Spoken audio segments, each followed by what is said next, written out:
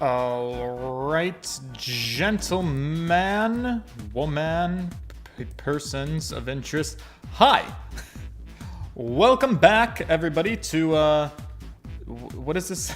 the game of nines. The nonary game. That's what we're playing today. The nonary game. It's all about nines. It's all about all the time. We were trying to go for another ending. I mean, that's still the plan. I had to end stream a little bit abruptly, and then I missed yesterday. Go me. But yesterday was a nice day. So it worked out in the end. But I left you guys off on maybe possibly a cliffhanger. So the deal is, the tea, if you will. We're here in the room that has the coffin again. This is very similar to our very first playthrough. So there's a possibility that I'm gearing up to just get stabbed again in the back. However, this game is very confusing to me because we are making, like, different things are happening, and I don't really understand why they're happening differently all the time. So our character interactions are just, they're tweaked a little bit. So we've done this room before. I hope that we'll never do it again, because these puzzles are awful in this room. But, like, the first time we did it, we didn't really get much out of either Santa or Ace. But by selecting different doors and playing the game a little bit differently, on this playthrough, Santa is a little bit friendlier with us, and he's a little bit more forthcoming with information. And Ace, we learned that he has prosopagnosia. He can't really see faces. And how that's going to be relevant, I don't fully know, but I assume it's going to have to be something really, really important to the plot. Because, like, I don't imagine this video game would just kind of throw that in there as, like, a fun little piece of superfluous trivia for his character. It's got to be extraordinarily relevant to the plot. Anyways, let me get my hellos in order. Jacob Welsh, good to see you. Kuran says, Stardust Tom, hello. Fiction of Grandeur, hi. On that note, the good news is that today we get to start by going right into story, I think, because we spent a lot of time doing puzzle. So we're going to open the coffin. Last time when we opened this coffin, there was a gun in it. And we decided to leave the gun behind, which I thought was a bad idea because I thought, like, oh man, someone's going to grab this and shoot us with it. However, to be fair, that's not what happened. We've been getting attacked with knives. So far, the gun hasn't proven to be super dangerous, but just to be on the safe side, let's see if there's anything different this time. Open her up. They walked slowly past the row of crates. They came to the coffin. They stopped and nodded to one another, and Junpei put his hand on the lid of the coffin. And then Santa fakes us out by telling us there's a mummy. This has actually happened before. Yeah. So we can skip that. Oh, okay. So there's the gun and the key. The coffin is mostly empty space. Technically, yeah, this is same dialogue. We see the gun. We're freaked out by the gun. We're checking it out. There's 6 bullets in the gun. The gun is very old. If it was real, we're holding it. And then Santa's like, yo, dude, are you, like, not gonna take the gun? Like, what's up with that? And we're like, of course I'm not gonna take the gun. What are you taking me for? All something like this is gonna do is cause more trouble. Junpei, as a person who comes from an alternate timeline, I strongly suggest you take the gun. The thing is, though, is I don't think I get an option. I don't choose to leave the gun behind. Junpei does. All something like that is going to do is cause more trouble. Also, Stardust Tom, thank you for my zero voice. It's a powerful weapon that gives one person a huge advantage. Something like that would be way too dangerous to have around. We're in enough trouble as it is already. Yeah. I suppose you're right, Junpei. Maybe Zero put the gun here hoping something like this would happen. Right, okay, so we argue over the gun. The others nodded. everybody's pretty much agreeing that we're gonna leave the gun behind. And so that's what we do. Great. A rusty key. Maybe I can use this. Maybe you can. I'm curious. Can we... There's a revolver in this coffin. What was this thing for? Jumpy! I know, I'll be there in just a minute.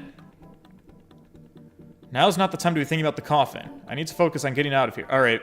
I wanted to see if maybe if I clicked on it again, it would let me take the revolver. It seems to not be the case. So, was this door exit, or was it the one on the stairs? It must have been the one on the stairs. Okay. This one. Alright, key opens the door. We go through. And, so now the puzzle is officially solved. In our first playthrough, this is where all the shit hit the fan. So, we take the elevators. This is all the same. What do we do now? This is more of the same.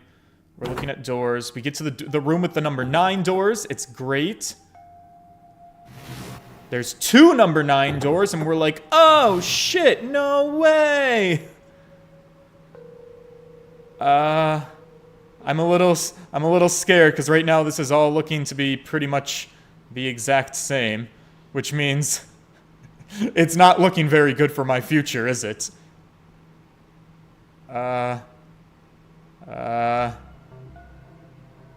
Oh yeah, fuck me. And then there's this coffin. And then we're gonna move out.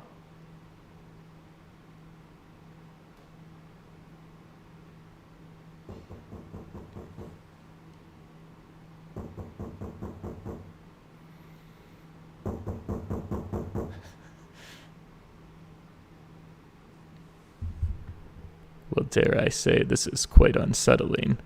But, I don't know if we're ever gonna get around to this mystery at this point, to be honest. There's something very sus happening here, and I haven't been able to figure it out. Maybe the person in the coffin is our mystery killer. Alright, so anyways, somebody is knocking away at the coffin. We catch up with the others. Right? Take the elevator to C deck. Clover's still gone, so this still sucks. Oh, man. Truly, it doesn't look like anything different has happened. So we don't have much time left. Oh! Is this different? Junpei and June ran to the large hospital room together. As quickly as they could, they searched around under the beds and the corners. She's not here. No, she isn't. Alright, just in case, we should go take a look in the shower room. The shower room?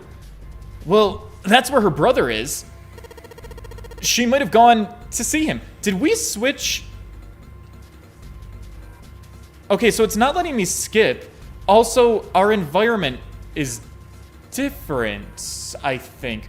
Did we investigate the shower room and the hospital beds? I'm pretty sure in our first playthrough, like, I did search with June, but we, like, immediately, or at least, I feel like we immediately went to the elevators? We went to the elevators, and then me and June split up, and then I found Lotus, and then I got stabbed. So once again, we're doing something different, but I don't fully understand why. Regardless, me and June chose to go to a different location, which maybe is good news for me. Maybe I won't get stabbed.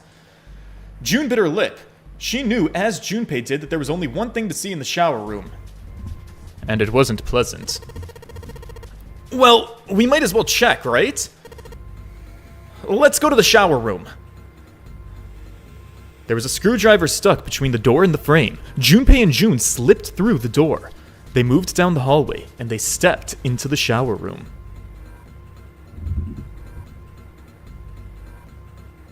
Uh-huh. Damn! No luck! Yeah, I don't think she's here. June's voice was faint, and she placed her hands over her mouth. Her face looked a little green. The stench in the room was almost unbearable. It had grown far more unpleasant since their last visit.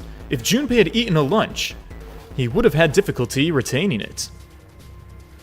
He wanted to leave the room as soon as possible, but he just had to be sure. And the only way to be sure was to check the other side of the divider.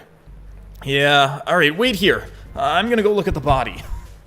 Make sure Clover's not crying over him. June offered no resistance and nodded weakly to Junpei as he headed around the divider. He stopped at the corner and turned his head.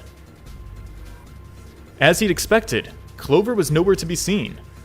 The only thing on the other side of the divider was a dead body, lying in a reddish-brown puddle of dry and drying blood. Damn it!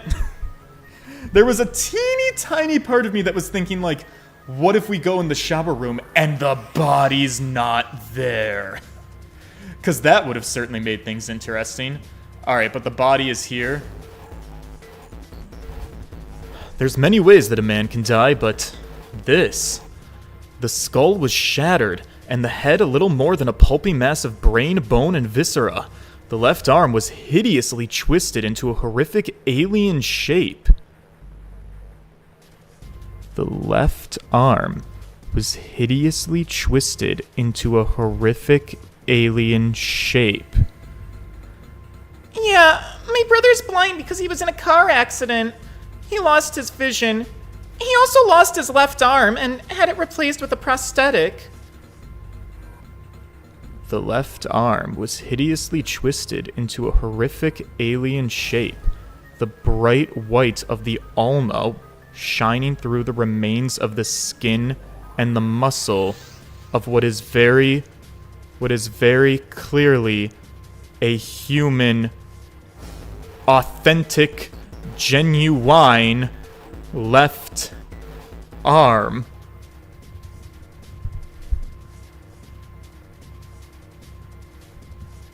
Gentlemen, are you guys seeing a problem with what I am seeing? What? Is Snake the bad guy? We knew it was Snake. I never trusted him for a second. And I know that sounds like I'm joking, but let's be fair. I thought he was suspicious from the moment he was trying to convince us he was all blind. What the... Whose body is this? How... that... It raises more questions than answers. Wait! Bright white... The ulna... That's a bone!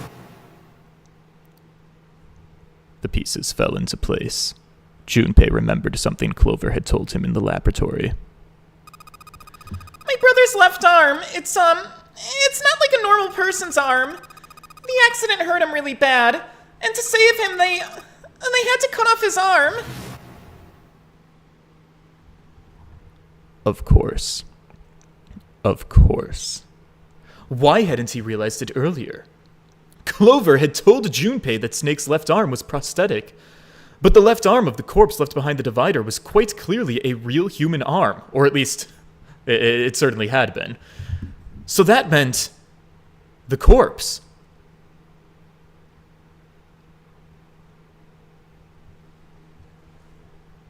Junpei and June headed back to the large hospital room. They stepped through the door and out of the shower room. Oh boys, this is getting real spooky for me.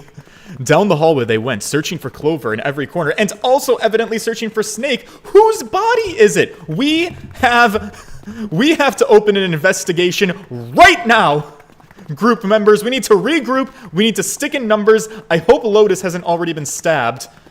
They reached the stairs when Seven appeared, breathless and yelling. Oh, Junpei! June! Where the fuck were you guys, Bobs? He looked pale and his face was drawn. Something terrible had happened. Junpei's breath caught in his throat. Did something happen? Seven drew a shaking hand across his face and gulped down a breath of air. Clover! She's dead! Oh, I found her in the first-class bathroom, Bobs. Son of a bitch!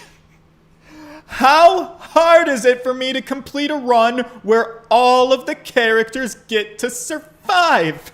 Maybe it's not possible.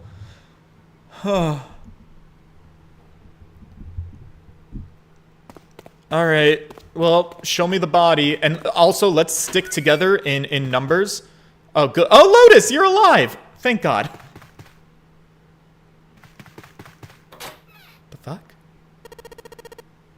I'm panting. Aggressively. Even more so. Pants! All sound ceased for Junpei. The world was an empty, muffled expense. Then, he began to hear his own breathing. Oh, sweetheart. Oh my god. The developers did you so dirty. We're looking at a goddamn dead girl and they gave her a fucking upskirt. Are you fucking kidding me? Alright. Christ. Can somebody pull this girl's skirt around her ass cheek so we can, like, respect her peacefully? June's mouth moved, but he heard nothing. She tried one more time, and then the energy was gone. She just collapsed against the wall. He could have helped her, but he hadn't. And now she was dead. So he just stood there, frozen in place. Clover. Clover! But why? Would Snake kill her? Why did this happen? He forced his body to move. Ugh, my microphone is forcing me to move. Each step felt like another nail pounded into his heart. Finally, he was in front of her. He knelt and placed 3 fingers against Clover's neck. There was no pulse, no breath, but she was still warm, and her eyes were closed peacefully. It would have been easy to think that she was simply asleep. Easy, that is, were it not for the slowly expanding puddle of blood beneath her. He traced its source to her back, a gash just beneath her shoulder blade. Was the weapon, perhaps, a knife? If it was a knife, the killer had taken it when they left. When he closed his eyes, he saw Clover's smile, her innocent smile, her energy. He would never see her smile again. He could have done something. He could have helped her. His stomach twisted itself into a sickening knot. Junpei lifted a limp June from the floor and carried her out from the bathroom.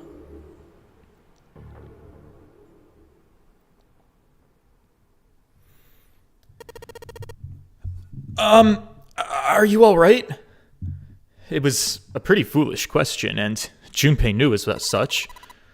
Yeah, I think so. Her voice was weak.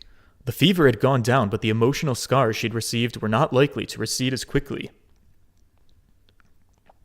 Junpei had laid his hand on her shoulder, and they walked to the bedroom. You should get some rest.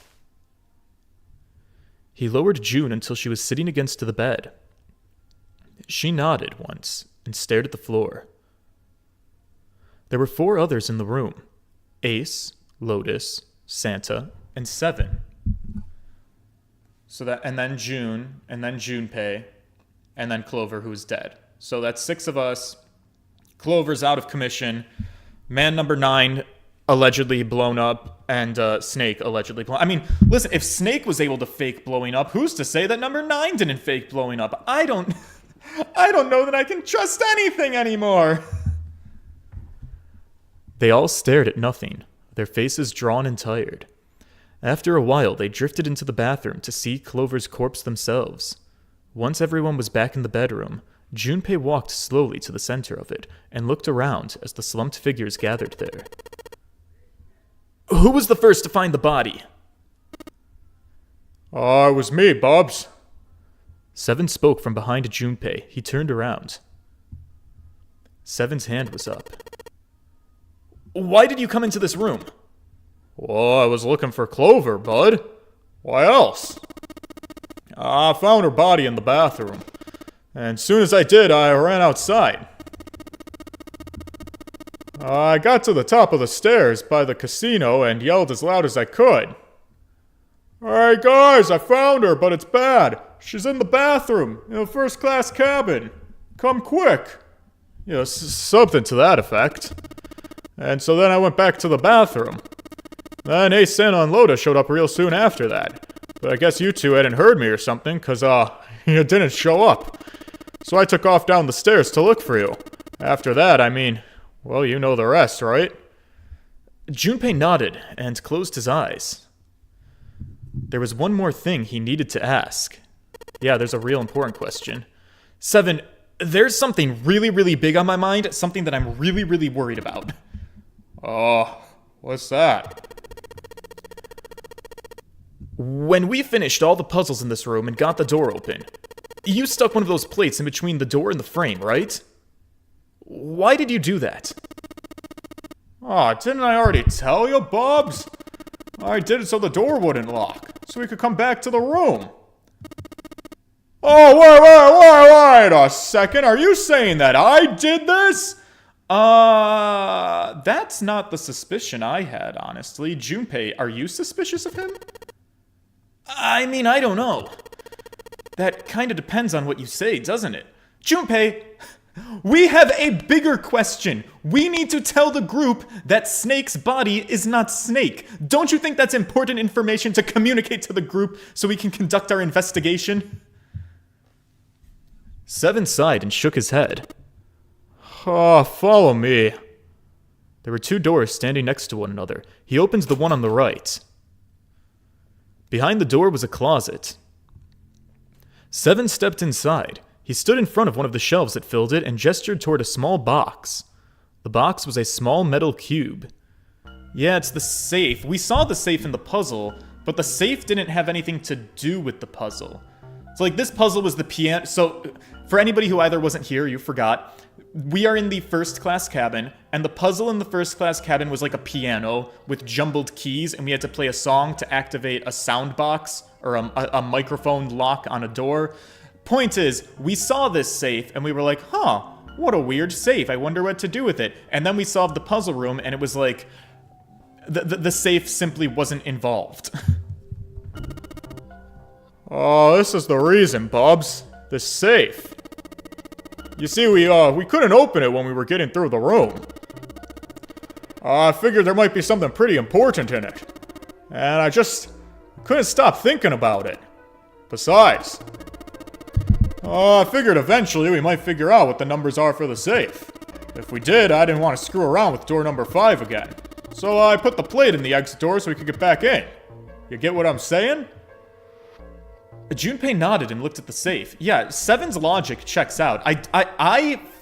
For possibly the first time in this game, I am not suspicious of 7. I'm suspicious of Snake. He grabbed the handle and shook it. Nothing happened. It was as locked as it had been when 7 found it. There was one change, however. Just underneath the safe was a pile of fine reddish-brown powder. It was rust. Junpei stared at it for a moment. Had somebody opened the safe, dislodging the rust? Junpei left the closet. 7 followed him back to the bedroom. It was cold, and it was quiet. No one spoke. They sat, frozen in place by shock, grief, and fatigue. The room felt tiny and oppressive. The thick metallic smell of blood filled the room. Junpei turned and headed for the living room. Anything to get out of there.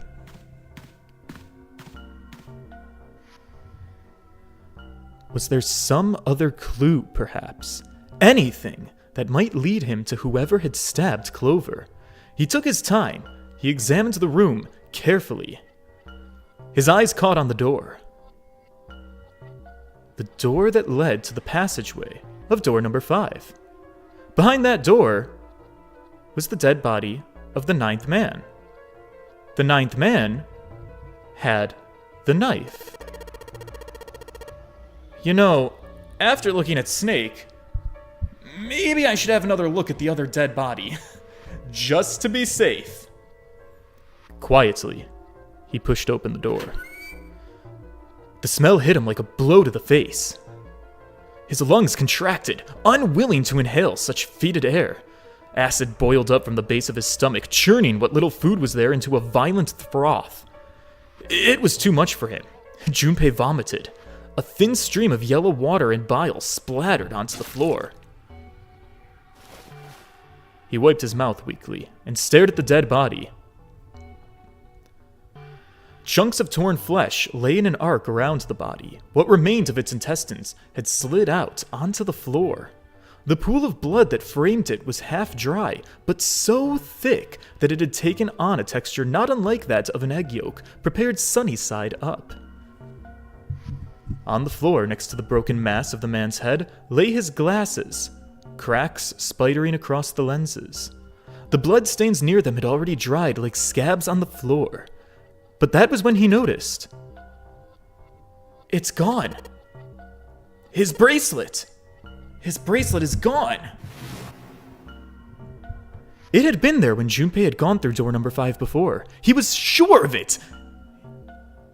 Right next to the glasses. But now, it was gone.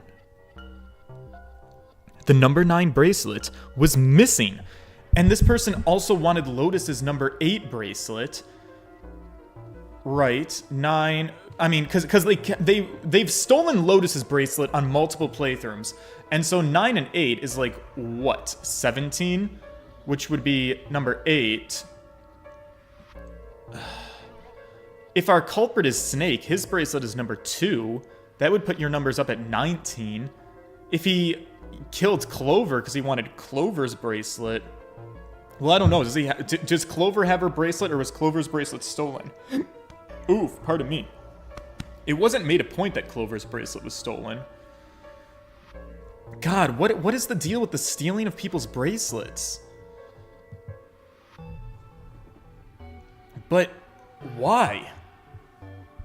Had someone taken it? He was turning it over in his mind, over and over. That's when Junpei heard Seven's voice. Huh? Hey, where'd Junpei go? It had drifted out to him from the living room. Junpei walked slowly out of the hallway.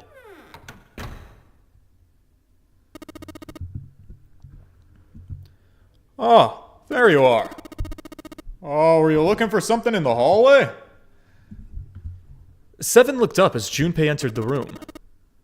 Did you find something? Junpei thought for a moment before he responded. No. Nothing. Technically, this wasn't a lie. He hadn't found anything. In a way, that was actually the problem. Something he'd expected to find hadn't been there. The 9th man's bracelet. What's up here? Well, hey, I wanted you to take a look at something. Yeah, what's that? Seven led Junpei back to the bathroom. As Clover's corpse came into view, he felt his heart flip and fall to the bottom of his stomach. I don't see a bracelet on her or around her. Something between a sigh and a groan had escaped his lips. What is it you want to show me? His voice was hollow and empty.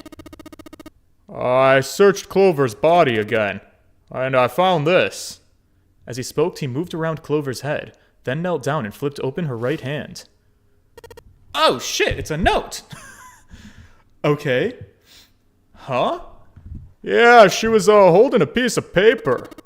I haven't actually looked at it yet. Didn't want to disturb the crime scene, you know? Basic detective stuff. But I did borrow one thing. What?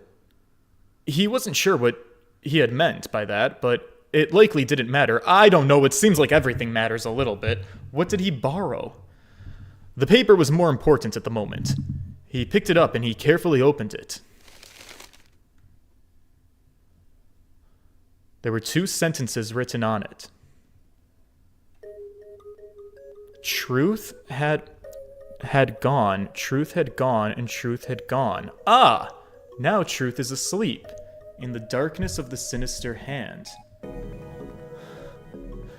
Respectfully, Clover, what the fuck? Couldn't you have just written the killer's name in blood like in every Ace Attorney game? Okay. Now truth is asleep in the darkness of the sinister hand. What's that mean? Is it some kind of a secret code? Seven peered over Junpei's shoulder at the notes. Yeah, I don't know. Junpei stepped away from Clover's body and into the living room. He began to pace, attempting to decode what the note might have meant. The first clue was likely the phrase sinister hand. Well, a sinister hand, that means the right hand or the left hand?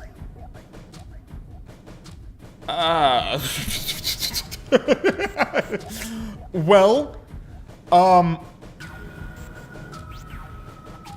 my god, hang on, before I fuck this up.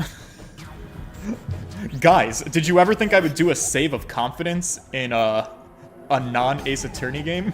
Because we're doing it. We're gonna do a quick little save of confidence. The word sinister is Latin for left-handed. Fiction of grandeur, are you fucking with me? Would you like to quit? No, I don't want to quit. So I was gonna say left hand because we've been led to believe that Snake's left hand is supposed to be fake. But then I'm pretty sure this note was found in Clover's right hand, so I didn't know if it meant like literally, like it's inside of her sleeping sinister hand, but that would also mean that Clover's sinister, so I'm like, is that what is correct? Anyways, we did just save, so I'm gonna take your advice and we're gonna go left hand. Sinister was a term used in heraldry? Heraldry? Aw, man, you guys, I'm feeling stupid again. It meant to the left of the bearer of a coat of arms. The left hand. The left hand. What did the left hand mean? Junpei looked at his own left arm. At the bracelet on his own wrist. Did the darkness of the sinister hand have something to do with the bracelet? He examined the bracelet closely. There were two protrusions on either side of the face. The left and right sides of the face. Left and right. Left and right. Right and left. We are really hammering this point home. Truth is gone. Truth gone. It sounded funny. What does it mean? Now truth is asleep in the darkness of the sinister hand. Truth and gone. Maybe those two words. Truth gone. Gone truth. Try reading it out. Maybe it's, have you guys ever played Mad Libs before? Maybe it's a Mad Lib and you have to read the note in like increasingly heavier and heavier bad accents to see if the words are supposed to be something else. Or truth had gone. How about switching them? Okay, well we can try that. Gone had truth, and gone had truth. Ah, now gone is asleep in the darkness of the sinister hand. What else could they mean? Try reading them backwards. Inag, etert, earthert, inag, yeah, Mad Gab, sorry, not Mad Libs. There's a game called Mad Gab. It's quite fun. I'd recommend, 10 out of 10 would play again. Okay, I don't know. We did just save. Maybe we can try a couple of different... I feel like we've already tried reading it out loud. Switching them. Gone in truth. Gone in truth. Now gone is asleep. No. What? Yeah, what else could they mean? What else could gone in truth mean? Well, truth, of course, means something that's correct. Something that is fact. In other words, something that was right. Oh. Is it right had left, and right had left? Now right is asleep in the darkness of the left hand? It would then follow that gone means left. After all, if someone has left, then they are gone. Bruh. What the fuck kind of philosophical puzzle is this? In this case, however, they clearly referred to their directional homonyms. So that means truth equals right and gone equals left. It seems to make sense. Junpei looked at the bracelet again. Is this a secret for like getting the bracelet off, like a cheat code? Left, at the two protrusions on the left hand, at the left and right of the face. Junpei pressed them in the following order. Shit, what was the note? Truth is gone, truth is gone, truth is gone, which would be right, left, right, left, right, left, which is this one. Right, left, right, left, right, left. Yes.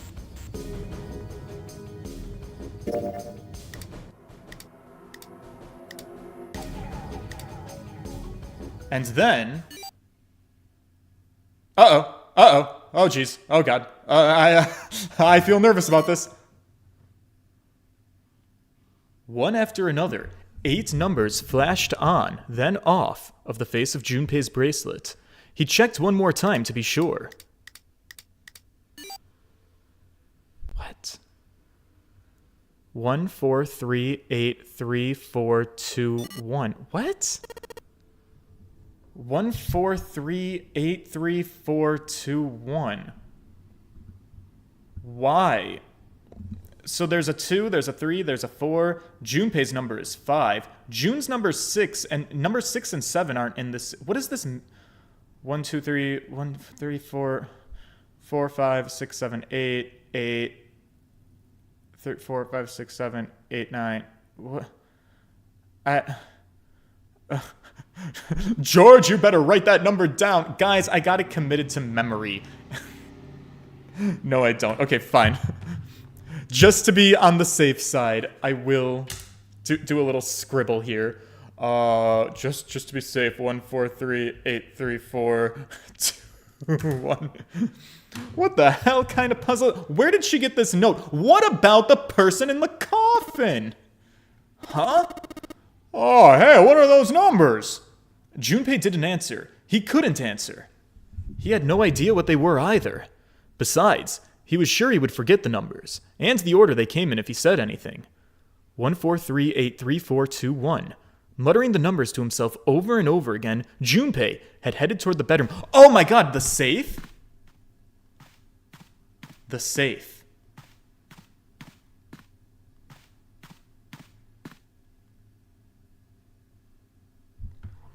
Before long, he found himself in front of the safe again. Its lock was the only device he could think of that required a sequence of numbers such as the ones that he had just discovered. Besides, someone had opened the safe at least once already. Had Clover come to the bedroom to open it?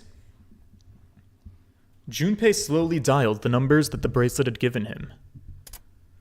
1 to the right, 4 to the left, 3 to the right, 8 to the left, 3 to the right, 4 to the left, 2 to the right, 1 to the left.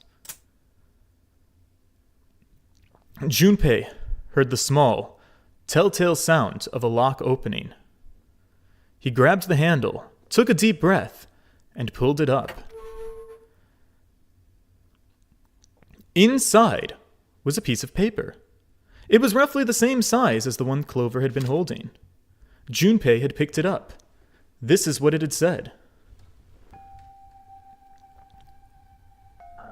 Fact number 1. The notary game was played once before, 9 years ago.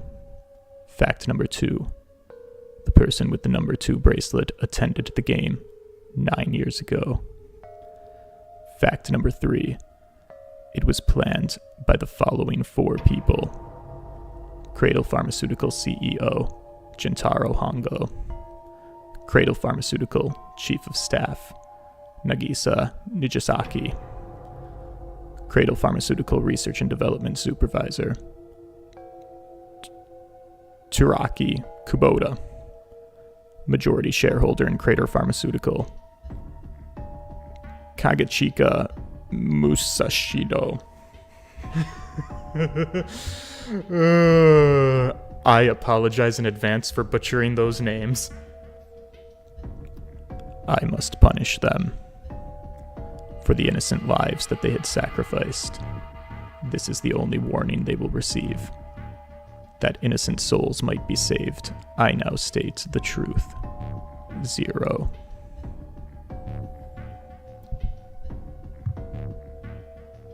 So, Ace is the CEO of Cradle Pharmaceutical. Right. Majority shareholder. That first whatever. It's giving me Santa vibes. Because Santa is the only character we've had who's talked about investing with Cradle, but what? No, that doesn't make sense.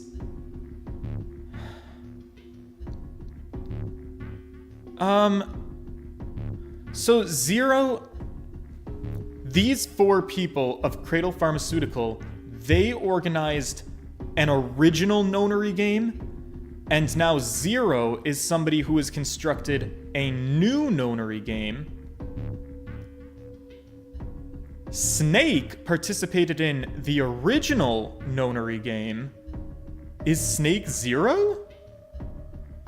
Has he... maybe?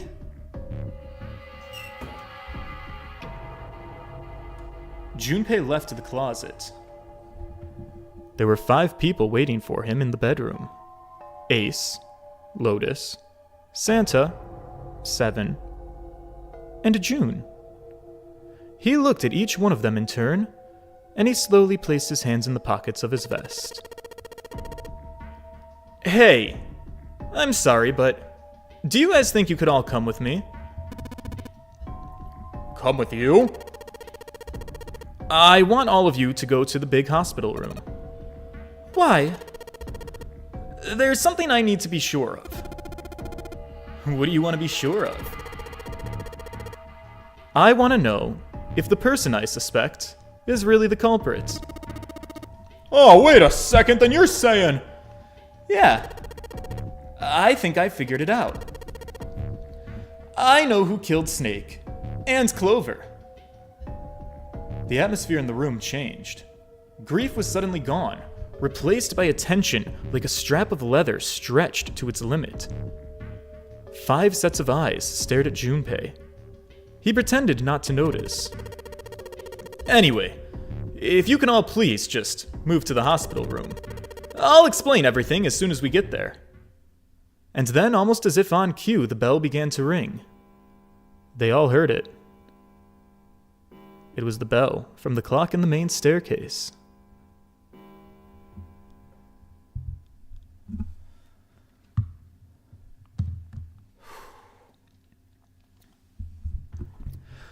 The bell rang 5 times, then ceased. It was 5 o'clock. They had only an hour left. We don't have a lot of time left. Let's go. Slowly, one by one, they followed Junpei out of the bedroom.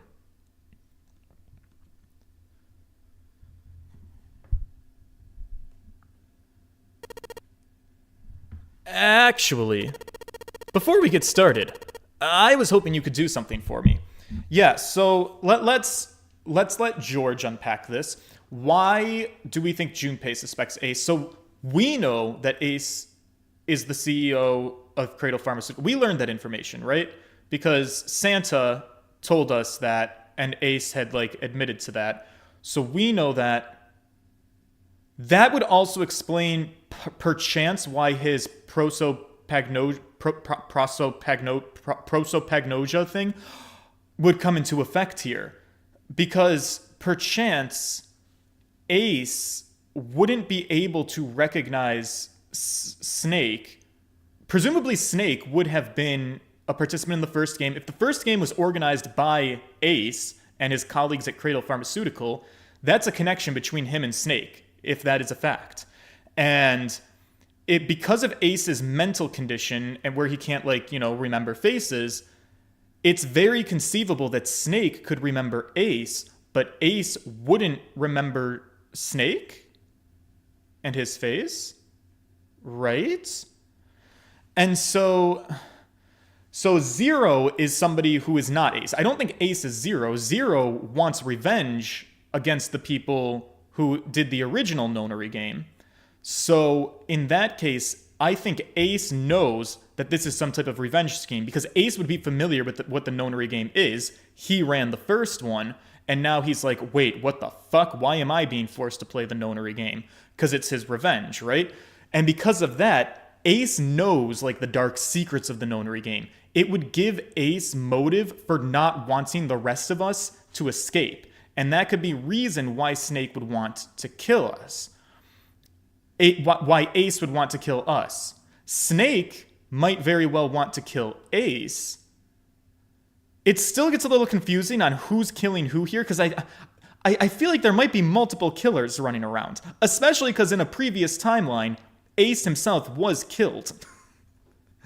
You know, Ace got a big old stabbing on our last playthrough. Zero, I do not think is Ace. Zero might be Snake. Is it possible for Zero to be anybody else in addition to Snake? Maybe? I don't know. Okay. Well, let's see Junpei's logic. Junpei had stopped in front of door number 3 and he turned around.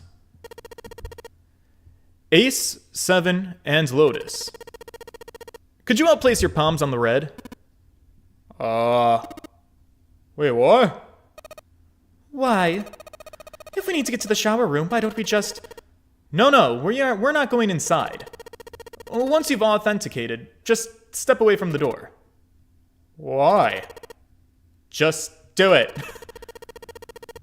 Or perhaps you don't want to know who killed Snake and Clover. Junpei's implication was clear, and 7 understood perfectly. Oh, fine. What about you, Ace? Lotus? Very well. Yeah, sure.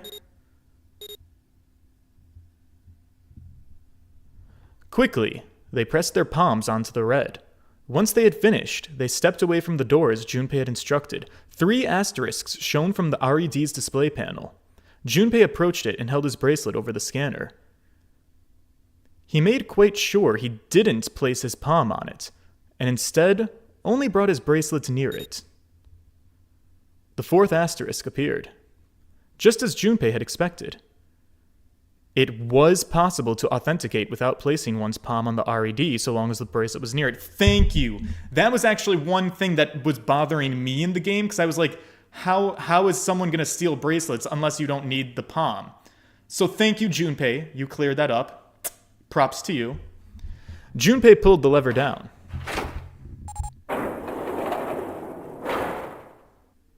Guys, this is getting good. Door number 3 opened like a hungry mouth. Oh, what a way to describe it. 9 long seconds passed. And the door shut, unfed. Junpei walked slowly back to the others who were waiting some distance from the door talking to one another. Santa and June had joined them as well.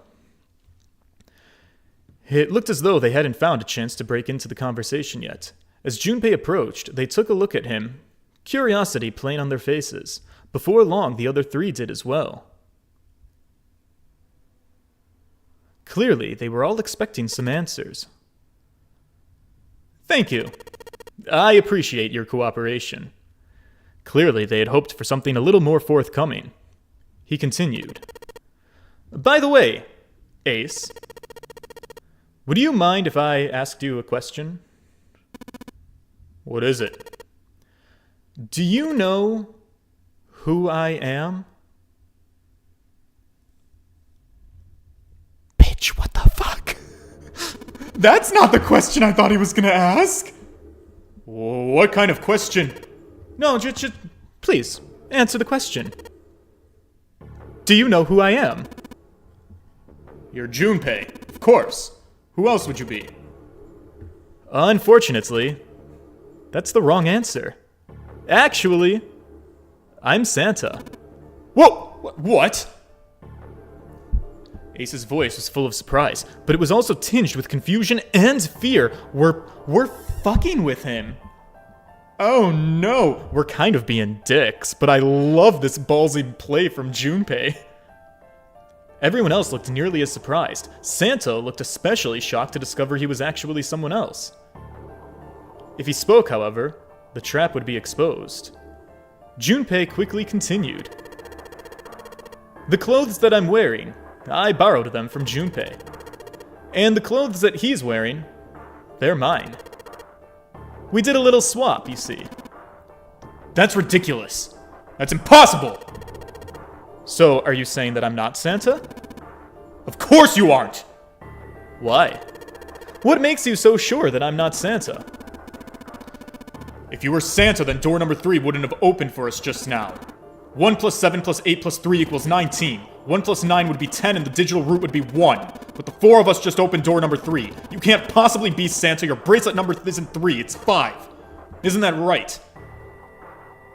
Wait, what? Wait, oh no, I misread that. Wait, what did I just say? Chat. Chat, fix this for me. Digital root would be 1. But my bracelet number isn't 3, it's 5. I used... Wait, what? Chat. Throw me a lifeline, please. It was only then. It was too late. Did Ace realize his mistake? Yeah, I missed it too, actually. He set his jaw and glared at Junpei. You're exactly right about that. My bracelet number is 5.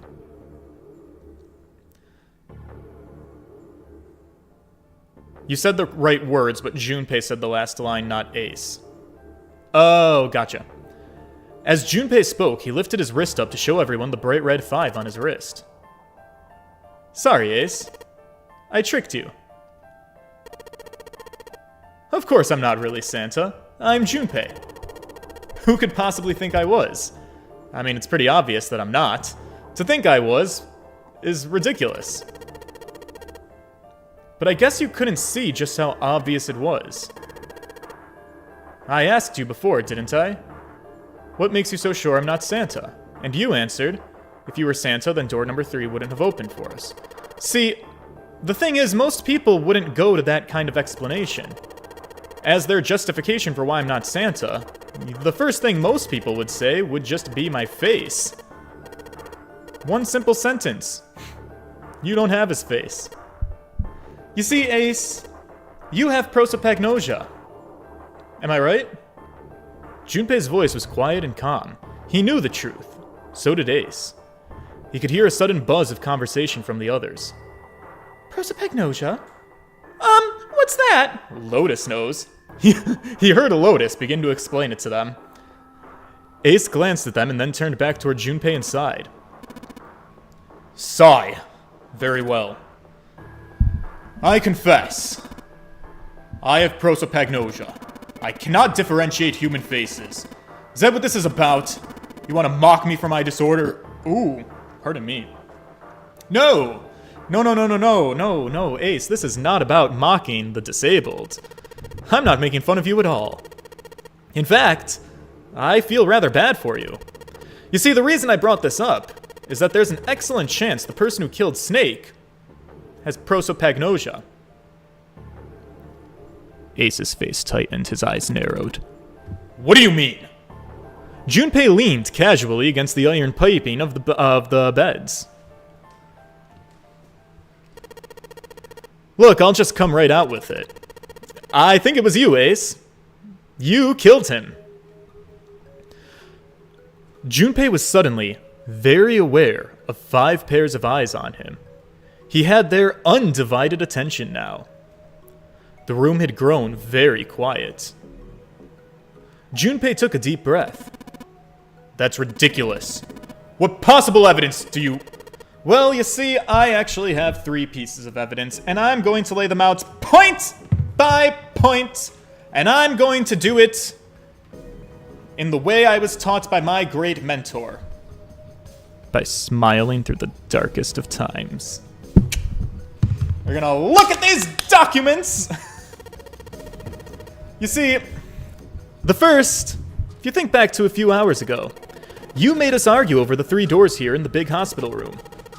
There was no way that all 7 people would be able to go through them, and Lotus suggested that we sacrifice one of us. Lotus looked away awkwardly. Oh, sweetie, now is not the time for you to feel shame about that. Junpei glanced at her and continued. And then, Ace, you said, I'll stay here. It's no prob. I'm ready to take one for the team. Now, why would you be so quick to do something like that? It's pretty simple, really. You didn't want us to see the dead body in the shower room. You see, if Ace stayed behind, there were only 2 doors that the rest of us could go through. Door 7 or door 8. There was no way we would be able to get through door 3, the shower room. I think you knew that, didn't you, Ace? And that's why you volunteered to stay behind. Come on now, I think that's going a bit far. I can understand if you're jealous of my bravery, but please don't devalue my actions. I only wanted to save the rest of you, so you can understand my altruism. Oh, the altruistic fool. Is that what you are, Ace?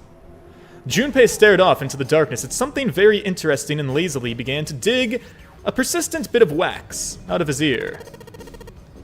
You already knew, didn't you? You knew that whichever doors we took, eventually, we would end up back in the big hospital room. What on earth are you saying? Of course I didn't know that. How could I have? Really? Yes! Pleading was not something that they'd heard from Ace before. Junpei pulled the piece of wax out of his ear, he glanced at it, and flicked it off into the darkness. Damn, we are cocky as fuck today, boys. I think we're getting a good ending. Well, I mean, except for Clover. She didn't get a very good ending. We'll still have to figure out how to help her. Ah, well, you know, that's cool. I've still got 2 more pieces of evidence that say that you're a killer. The second is that, as I said earlier, you have prosopagnosia. Then you mean to imply that I'm a person who can't distinguish human faces. That means I must be a bad person, huh? Junpei, they call that prejudice. No, I am not prejudiced. Then why? Well, before I explain, I suppose there's something I should tell you. You see, the corpse in the shower room... It's not snakes. What? Ace's face went pale. The others looked confused as well. If the body wasn't snakes... You see, I didn't put it together right away, but there was something that Clover told me. She said that Snake's left arm was prosthetic. And he'd lost his real arm in an accident. I'm trying to think. So, radical theory, like, obviously Snake has skin in this game and he kind of knows what he was doing. So how would Snake have evaded Ace's attempted murder?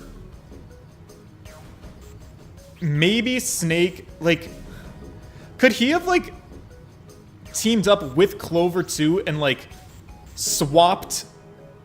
What if he swapped with man number 9? Like, what if they swapped clothes? What if man number 9 was Snake? Like, the real Snake? Like, the real Clover's brother? I don't know, I'm spitballing. That would raise a lot more questions about, because then we'd have another dead body to work with. So yeah, how the swap, we need more human people on this ship for this to start making sense to me. We got a couple of holes in the logic. Junpei, you're a confident man, clear this up. Right, so I'm getting to that. The body we saw in the shower, for now, let's just refer to him as Guy X. Because, unfortunately, we don't really know who he is at the moment. You see, Guy X's left arm was absolutely flesh and blood. In other words, Guy X couldn't possibly have been Snake. Oh, God. No! It's impossible! Ace had started muttering deliriously to himself, shaking his head back and forth. Junpei was long past caring. Let's just say, hypothetically, that the killer didn't have prosopagnosia. If that were the case, he would immediately realize that Guy X wasn't Snake. Even if the clothes were the same as Snake's, their faces would be completely different. It would have been obvious that they were different people. And yet, this person still killed them. Now, why would they do that? Why would they kill a stranger who'd only just shown up? On the other hand, if the killer did have prosopagnosia, it makes perfect sense. They thought that Guy X was Snake, and so they killed him. Now, wait a minute. Let's say you're right and I mistook Guy X for Snake. Even if I did, I would have no motive to kill him. Why would I want to kill Snake? Oh, I can think of a couple of motives. You see, for one, Snake knew about your past. If he ever revealed what he knew, that would have been pretty bad for you, I think. You really didn't want that to happen. So to make sure Snake's mouth stayed shut, I think you killed him. And number 2, Snake had a grudge against you. You knew that. Or at least you could have easily assumed that he did. Even without exposing your identity, he was a threat to you. You never knew when you might be attacked. You couldn't ever really let your guard down. Every moment was a moment that he might try something. And you didn't want that kind of danger hanging over you, so you... No, hey! Now just hold on a moment here. For the first time since the beginning of Junpei's explanation, someone besides Snake had spoken up. What's this past that Ace wouldn't want us to know? Why did Snake have a grudge against him? Well, take a look at this. Look at this graph of data. And by data, I mean a couple of facts on a piece of paper. Santa squinted at the paper and began to read. The nonary game was played once before 9 years ago. The person with the number 2 bracelet attended the game 9 years ago. It was planned by the following 4 people. Cradle Pharmaceuticals CEO, Gentaro Hongo. Hongao? Wait, what? Is this? Slowly, Santa looked up from the paper. His eyes met Junpei's. It's the message from Zero. It was in the safe, in the first class cabin. Then, suddenly, uh-oh. Give me a break! Ace's face was red and shaking, and his voice was full of fury, tinged with desperation. That paper is a lie! Someone is trying to frame me! Me? Whoa, me, you said me, what? Junpei's eyes narrowed, and the trap began to close. Ace inhaled sharply. His eyes flicked off. They flicked off of Junpei to anything else in the room. So, are you admitting that you're Hongao, the CEO of Cradle Pharmaceutical? Or am I mistaken? It was as though a switch had been flipped. The color drained from Ace's face, and as he realized what he had done, his eyes went wide. Very well. I admit that much. I am certainly the CEO of Cradle Pharmaceutical, Gentaro Hongao. So what if I am? I don't know anything about this nonary game that supposedly took place 9 years ago. Everything on that scrap of paper is bullshit! Someone is trying to set me up. First of all, Ace stammered. He tried desperately to work himself into a more tenable position. Junpei, you're claiming I did all this by myself? Think that over. How could I have killed Snake all by myself? Well, let me think for a second. You are number 8. You are number 1. The 9th man's bracelet was number 9, and it was stolen. That would be 10. And then Snake is number 2. 2 and 1 is 3. So if you stole the 9th man's bracelet, you would have had the numbers on your side. Just saying. Also, it wasn't Snake that you killed. It was Guy X. I don't care who it was! You said the killer put this other man into door 3. Well, yeah. I mean, maybe. Then I couldn't have possibly done that alone. I couldn't have opened door 3 with only myself and Guy X. I beg to differ. I think you could have. What do you mean? Ace's face was tight, and his teeth were clenched. Junpei fixed him with a level stare. The trap about to close. Actually, Ace, when you were unconscious, I stole something from you. Do you remember when you were injected with that anesthetic and fell asleep in the big hospital room? Yeah, back then, I took this. Junpei put his hand into his pocket. No, you couldn't have! Ace's right hand moved, and the trap sealed shut. Wait. Junpei simply smiled at Ace's move. Gotcha. I got you. I got that Apollo Justice vision. I see your tail. Your right hand had moved. Busted. You're gonna be busted. Do you want to tell me what you're so worried about over there, Bubs? Big guy? Big oaf? Big daddy? Papa? Papi? What's in your pocket? It's the number 9 bracelet, isn't it? Ace, Guy X, and the 9th man's bracelet. That was all you needed to open door number 3. 1 plus 2 plus 9 equals 12. 1 plus 2 equals 3. The math checks. And that's how you killed Guy X, all by yourself, Ace. All you needed was the number 9 bracelet in your pocket. Ace lowered his hand from where it had stopped, halfway into his pocket. He looked down at the floor, his face hidden from Junpei. All he could see was the corner of Ace's mouth twitching, very much like a dying fish. Look, if you want to play innocent, that's fine by me. Go ahead and tell me I don't have the bracelet if that's what you want to do, but if you could take off your coat and hand it to me, I'd really appreciate it. Otherwise, I'm just gonna have to take it from you by force. Isn't that right, 7? I'm gonna recruit my muscle behind me to do it. Yeah, it'd be my real fucking pleasure, Bubs. 7 cracked his knuckles with a sound like gunfire.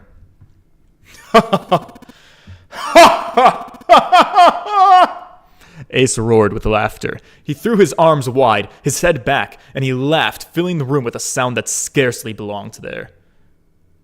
Then it stopped. His arms came down, and his head dropped to look straight ahead at Junpei. Oh, I don't like those eyes one bit. Jeez, if looks could kill. His face was flat, it was cold, it was devoid of any emotion. Well done, Junpei. As you so correctly deduced, I have the number 9 bracelet. I retrieved it while we were searching for the missing hardware for the REDs. I left the room, and I was supposed to search, and I headed for the first-class cabin. His voice showed no emotion, no sense of remorse, no interest. It was almost bored, as though he were reciting an especially dull corporate letter. My purpose was to obtain the number 9 bracelet. 9 is a potent ally in the nonary game. Adding 9 to any set of numbers won't alter the digital root, you see. Oh, shit. Man, maybe I should have paid more attention in math class. 9 plus 1 is 10, which is a digital root of 1. 9 plus 2 is 11, which is a digital root of 2. 9 plus... Yeah. Wow. As you can see, 9 is a very useful number here. With it, one can go anywhere with anyone. So I made for the first-class cabin to obtain it. Right. Ace successfully acquired the number 9 bracelet. He also found an unexpected bonus, the knife that the 9th man had been holding. He slipped both of them into his chest pocket and left as quickly as he'd came. He walked down the stairs and headed back to where he was supposed to be. That was when he met Guy X and mistook him for Snake. This mysterious Snake was on his way to the large hospital room and had not noticed Ace behind him. Ace made sure that it stayed that way. He followed the man wearing Snake's clothes to door number 3, and when the man stopped, he walked up behind him, quietly, and called out, "Snake!" What the... Who? What? When, where, and why? Who is this? This Guy X turned to look at Ace. He said nothing. Not a word would have come out of his mouth. He seemed dazed somehow, almost like a man who was half asleep. Perhaps he had been drugged? It really didn't matter to Ace. Ace was certain that the man was Snake. He knew Snake had been a part of the nonary game from 9 years before. Snake hadn't recognized Ace immediately, but he was blind. That much made sense. Right, yeah, sorry. Why then hadn't Snake said anything to him? Surely he hadn't forgotten what happened to him in the nonary game. But not once had he attempted to confront Ace. Perhaps his lack of sight had prevented him from recognizing Ace, or perhaps Snake had conspired with Zero into deceiving Ace. In either event, he was a threat, and it was better to deal with him sooner rather than later. Ace's mind was made up, and he moved. He held the number 9 bracelet over the RED. He waved his own bracelet in front of the RED, and finally, he grabbed Snake's arm and shoved his hand against the scanner panel. The door opened. Ace threw the man through it. And 9 seconds later, the door shut. 81 seconds passed. And the man inside the door passed away. So that means that whoever this person was, they also would have had to have been a player.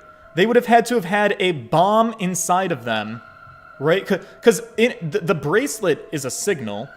Why did he have Snake's bracelet? And why did he have a bomb inside of his body? Who is this? What? Huh?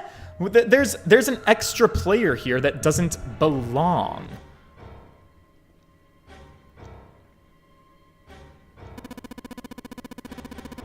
After that, I returned to my post as though nothing had happened. So, maybe that means that Snake was never really a player. Maybe Snake is 0, and then we had another player. I don't know. That still leaves me a little bit confused about Clover, too. After conducting my own search, I returned to the large hospital room when the 1 a.m. bell rang. Ace's eyes were cold, his cheeks were hollow and pallid. When he spoke, only his lips and tongue moved, the rest of his face was eerily still. Junpei glared at Ace. He took a deep breath and thought about the next question he had to ask. He didn't want to. He knew what the answer would be. He just didn't want to hear it. Junpei swallowed, then spoke. Ace, did you kill Clover? I think that much is obvious. Why? Why did you kill her? She was Snake's sister. It was possible he had told her something dangerous. Additionally, she hadn't gone through door 1. No. She did go through door 1. Why does that matter? It seems likely she might have found it. Wait, we never went through door 1. What might she have found behind door number 1? God damn it. Found what? Why don't you go through door 1 yourself? Perhaps it's hidden somewhere. Seven and Lotus interrupted. Oh yeah, you know, Lotus and we went through door 1. We didn't see anything suspicious. Yeah, I thought as much after I heard your report at the central stairs. I doubt the two of you could find it. Okay, so we have to look for something in door 1? Perhaps Clover was different. Perhaps she found it. I was therefore desperate to find her. And at last I did. In the first-class cabin. I spoke very calmly. Did you see it? See what? Don't act as if you don't understand me! You were in the captain's quarters, weren't you? But, huh? What are you talking about? Very well. By the way, what are you doing here, Clover? Nothing. There's blood on your shoes. It looks fresh. Did you go take a look at the 9th man's corpse? I see. Your silence suggests you noticed something, didn't you? Perhaps you saw his bracelet was gone. Clover ran. She made for the exit, but Ace stood in her way. You aren't going anywhere! He caught her by the collar. As she passed, he threw her to the floor hard. She leapt back up and darted past him into the hallway. Ace followed at a run. He was faster. Oh, Clover. You didn't deserve it, sweetie. Okie doke. Copster. Ace, the character, speaks calmly. George speaks aggressively. It's my own little spin on the character, you guys. That was how I killed Clover. His face hadn't changed. If he felt guilt or remorse or anything one might feel after taking the life of another human being, it certainly didn't show. Oh, you son of a bitch! Seven's whole body trembled with rage, and his voice rumbled with hate. Santa's eyes were bloodthirsty, and Lotus and June's faces were distorted by anger and hatred.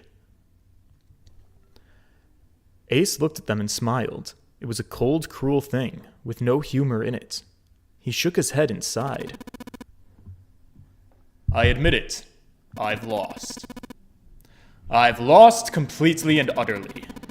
But don't misunderstand, Junpei. I didn't lose to you. I lost to Zero, not to you. Plot twist of all plot twists, Junpei says, "Oh, honey, I am Zero." I'm rather disgusted with myself for falling into such a simple trap. And it was a trap, make no mistake. I was trapped and manipulated by Zero. The man I killed in the shower room. If he wasn't Snake, then I have no idea who he was. But he was wearing Snake's clothes, and so that was no coincidence. He had also been injected with something that reduced his cognition and prevented him from identifying himself or resisting me. And we can't forget the components that were removed from the RED before we had arrived. I have no doubt that Zero planned all of this from the start. He made sure I would kill that man. It follows, of course, that Zero knew every move I would make. That I would try to take the number 9 bracelet, and that I would try to kill Snake. Everything was calculated. That's when Junpei remembered the paper he'd found in the safe. He remembered the last words that Zero had written on it. "I must punish them for the innocent lives they sacrificed. This is the only warning they will receive. That innocent souls might be saved, I now state the truth. Zero." He remembered those other words he'd heard from Clover. I think Zero is one of us. One by one, Junpei looked at the 5 people standing in front of him. Ace, Santa, June, Seven, Lotus. Zero is one of us. No. Junpei paused. There was one more person. It was Snake. It was clear as day now. The man who'd died in the shower room wasn't Snake. So that meant that Snake was almost certainly still alive. Perhaps Snake is Zero. See, it makes logical sense to me. So is the game done with twists, or do you have another twist to throw at me? It makes the most sense for Snake to be Zero. It doesn't answer the question of who was the person that he used as his, body, but then also Clover must have kind of been in on it. Clover wasn't in on it, though. Maybe he wanted to protect Clover, but Clover ended up dying. And if you're Zero and you're the mastermind of this game, how would you let Clover die? What? There's holes. There's things that are a little finicky. Perhaps it was Snake who had made Guy X wear his clothes so that he would appear to be dead. But where was Snake now? Perhaps he was somewhere, laughing at them. If he was Zero, surely he had lied about many things. Was he watching them?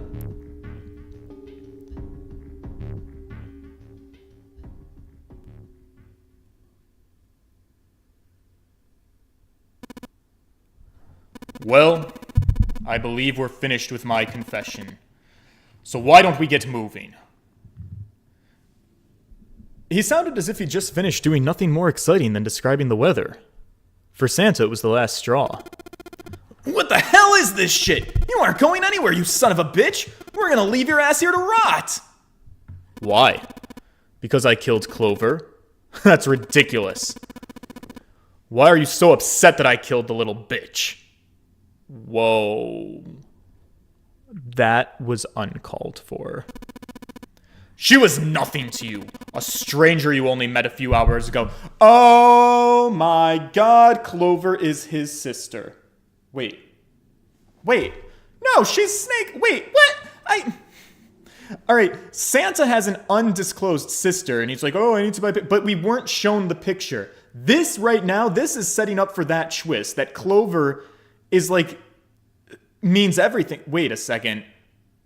No, because Santa also made the comment of like, remember when, wasn't it Santa who was like, hey, Junpei, we need to make Clover run up the stairs so I can look up her skirt. If she's your sister, that's real fucked up. What in the Sweet Home Alabama? Maybe I'm jumping the gun on this.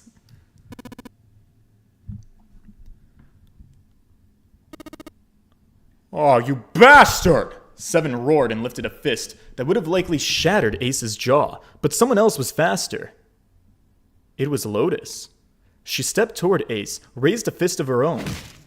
Oh, goddamn, sweetie. She drove it straight into his nose. Huh. You've got some fire, don't you? I confess I rather like a tough woman.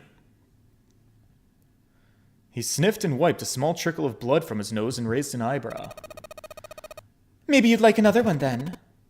Before that, let me give you one of my own. No, don't you touch her! Huh? Lotus scarcely had time to blink. Ace snaked his arms around her and pulled Lotus's back up against him. In the same motion, he reached into his coat pocket. No! Oh, god damn it, not the gun. Oh, sweetie, your titties, they steal every fucking scene. I'm sorry, this is way too serious to have these big fucking silicone balloons. He took the revolver, of course he did. This is where it all goes to shit.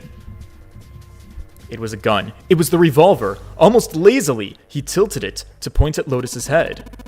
If any of you so much as blink, I won't hesitate to pull the trigger.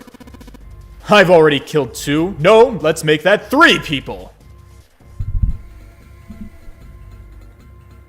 Snake, the fake snake, man number 9. Oh, and Clover. Right. Don't think I'm not ready to make it 4. 3 people? What do you mean? Yeah, June, don't worry, it's 3. Very well. Let me take this opportunity to illuminate you. The person who killed the 9th man was me. Although I suppose to be more accurate, I encouraged him to get himself killed.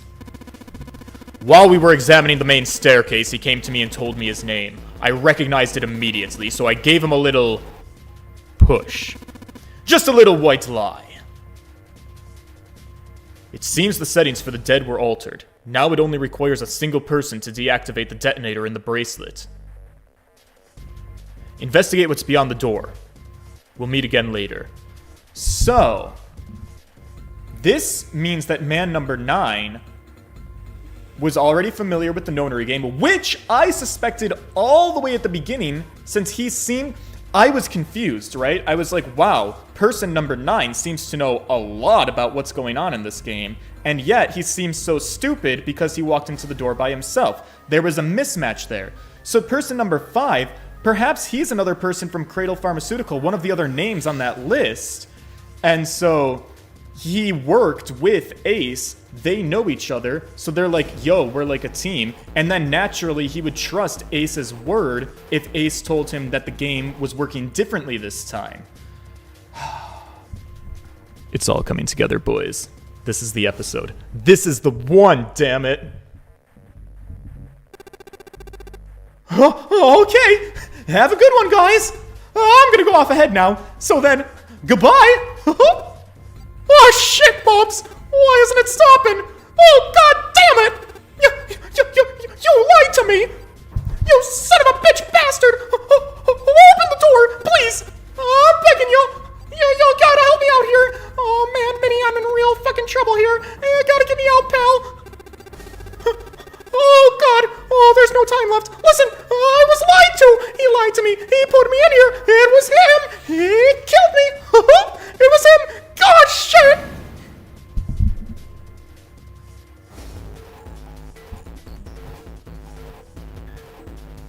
Yikers. I had 4 reasons for killing him. As I said before, in the nonary game, the number 9 bracelet is of utmost importance. If I allowed him to keep such a useful tool, he or it would have become a liability. As such, I decided that he should be eliminated early on. Right. 2, I wanted the number 9 bracelet. If I could manage to obtain it, it would be a valuable asset. I would be able to manipulate the game as I saw fit. I would be unable to acquire the bracelet unless its owner was dead. Right. Number 3. Even setting aside his number, he would have been nothing but trouble for me. He was also aware of my past. Yeah, I gathered that much. He knew what happened here 9 years earlier. Right. Am I safe in assuming he was directly involved? It was important that I eliminate him before he was able to disseminate this information. Lastly, I wished to conduct a simple test. A test to see if the nonary game was serious or a poor attempt at a joke. I needed to be quite sure. As such, I encouraged him to act against the rules so that I might observe the outcome. Junpei had glared at him. I don't quite get your third motive. What exactly happened 9 years ago? Didn't I say the nonary game was played? I planned it out. I conducted its execution. Why? What was the point of the nonary game? I don't really think I have any obligation to tell you that. Ace smirked. He was trying to provoke them, and it was working. Although Ace had paid very little attention to Lotus after catching her, the gun had never wavered from her temple. Sweetie, I am so sorry. You are the queen of this game, literally the boss-ass bitch. I misjudged you early on. You are the MVP of the 9 players, and you have gone through hell every fucking playthrough. So I promise you, I am going to do everything in my power to let you survive this time. She looked quite pale, and when she spoke, her voice shook. What's with this gun? Where did he get this? Why don't you tell her, Santa? Santa ground his teeth and glared at Ace. On the other side of door 6. We found the gun in the coffin in the cargo room. The bastard must have grabbed it when we weren't looking. Indeed I did. It was a pretty serious mistake, you know. Just saying you intended to leave it behind. Ha! Ace laughed. A short, a short snort, okay? He gave Junpei a sickeningly pitying look. Well, there isn't much time left. I'll be off then. Where are you going? Do I really need to explain? I'd assumed it would be obvious. I have the number 9 bracelet. Hence now I have Lotus. 9 plus 8 plus 1 equals 18. 8 plus 1 equals 9. Yep. That math checks out, so that correctly calculates our suspicions, which does mean that Ace killed Lotus and me in our first playthrough. That pretty much tracks, which is cool and which is fine. He killed everybody in our second playthrough? Does that so Ace also, unless he faked his death, which I guess is maybe possible. The second no spoilers, chat, in case there's going to be an explanation for it. But in the second playthrough, allegedly all of us died, including Ace. And so that is still a little confusing to me. And maybe it's supposed to be confusing. Wasn't there a door with a 9 on it in the room that looked like a church? That's where you're going, isn't it? And how do you know that? Santa told me about it while we're looking for Clover. I see. Well, you are correct. That is my destination, but for now I must say goodbye. To all of you. And please, don't forget my warning. Move and I'll pull the trigger. I don't need her alive to open the door, you know. As he spoke, Ace began backing toward the door, practically dragging Lotus behind him. Junpei, Santa, June, and Seven stood frozen. Ace had the face of a man gone mad. They had no doubt he would pull the trigger. Ace had reached the exit. He forced Lotus to open it, then turned and addressed them once more. Yeah, I guess if we're going by Occam's razor, based on the information we have presently, I think the simplest explanation of the second ending we got was Ace would have had to have just simply faked his death, because I don't think we checked for him dying, and he wanted like a perfectly clean sweep, because obviously it probably really is in his interest that nobody survives the nonary game except him, because the nonary game's existence is his dirty little secret. So doing a clean sweep and trying to kill literally every single player before he then just gets out himself, yeah, that probably makes the most sense. Okay, but then we still have the mystery of the coffin. Does that mean that Snake is in the coffin? And if that's the case, did someone put Snake in the coffin? Is Snake 0? Is somebody else 0? There's still a couple of questions.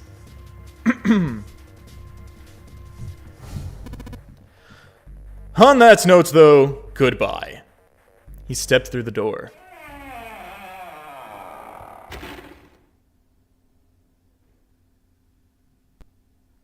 It fell shut. In the blink of an eye, they were gone.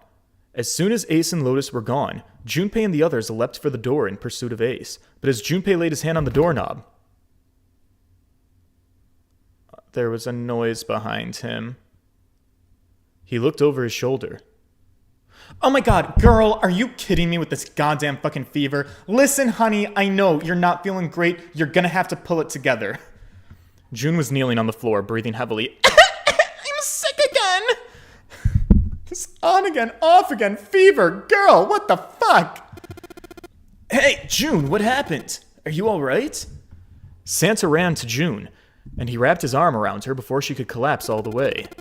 Jesus, you're burning up. Your fever's back. Are you okay? June's fever had returned again, for no real apparent reason. Her eyes were watery, and her eyelids drooped. Her breath became in dry, shallow gasps. I'm okay. I was just having another vision. Really, I'm fine. You should be worrying about Lotus. Yeah, honestly, we really should. She was breathing hard now, and she could barely summon the strength to talk. Junpei was torn. He couldn't leave June alone in this state she was in. But Motherfuckers. Josh has just donated $4. Hope you weren't scared too bad. Have you decided on a Halloween costume yet? Josh. Thank you for the donation, Josh. Thank you for the jump scare. Have I decided on a Halloween costume? I have not, but tomorrow, actually, I might be running to the Halloween store to go costume shopping with a person. So maybe if that goes successfully, I will have more information for you guys next week. All right.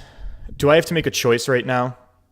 June's eyes drifted to Junpei's. She managed to muster a weak smile. Jumpy, don't worry about me. I just need a little rest. I'll be fine. Don't you remember? I just needed to rest a little bit last time. So please, save Lotus. Think about what Ace has already done, Junpei. When he's got what he needs from Lotus. Do you really think he's gonna let her live? Oh, god damn it. You guys go on ahead. As soon as June starts feeling better, we'll follow you. Just go! Okay. Junpei looked at June. She nodded once. She couldn't manage much more. But it was all the confirmation that Junpei needed. His resolve was set. All right. We're going after Ace. Oh, hell yeah. You take good care of June. Yeah, I'm trusting you. Santa nodded. Junpei turned before he had a chance to change his mind, and he started running toward the door. He could hear Seven's heavy footsteps behind him. Let's go. Junpei and Seven exploded into the hall, their feet pounding the metal floor as they ran. We're not going to be faster than a gun. He might shoot this bitch dead.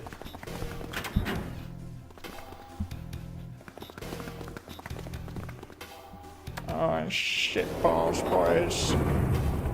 My nerves are tingling.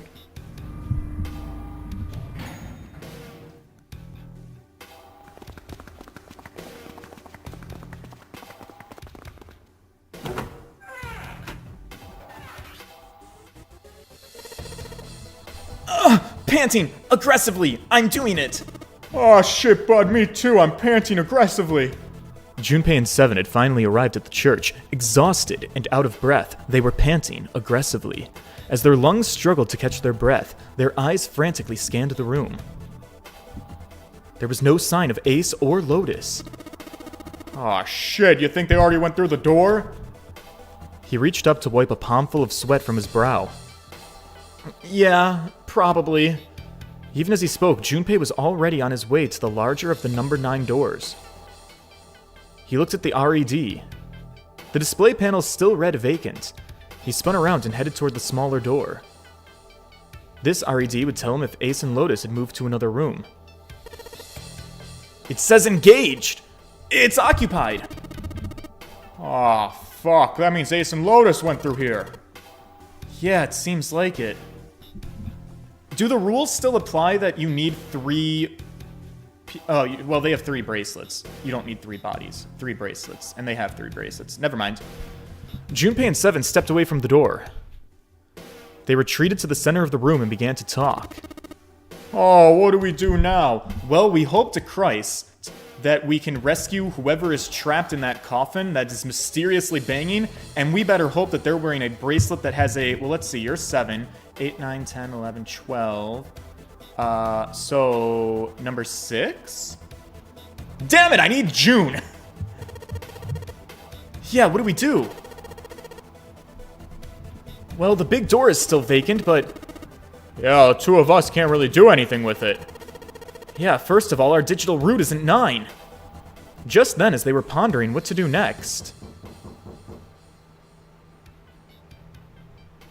there was a noise. It was a noise like someone hitting a thick wooden panel. Junpei looked up, surprised. Seven followed suit, his eyes jumping around the room looking for the source of the sound. It wasn't long before they found the altar. I don't know why I read it like that. More precisely, the object on the altar. The coffin! Oh, yeah. Oh, let's open it. But how? Let's force it! Oh, look, I'm pretty strong, but I don't think that's gonna happen, bud. Well, you never know until you try, Seven. The only necessity for success is the willingness to suffer 1,000 failures. Oh, that's a nice quote, Bubs. Who said that? I forget. Anyway, we have to try. Junpei and Seven leapt at the coffin. They grabbed hold of what purchase they could find, and they pulled. Urgh! Horg. Damn it! Oh, see, Bubs, I told ya. If you could just pull it open, why would it have something like this? Seven pointed at a keypad on the side of the coffin. Ah, shit, so I've got to put in the right passcode. Don't worry, sweetie. We are going to get you out of here. The noise hadn't stopped. In fact, as it continued, it only gotten louder and more forceful. Well, yeah, they probably hear us, and they're probably like, holy shit, I might get saved. What are they supposed to do? Was there some sort of clue somewhere? Oh my god.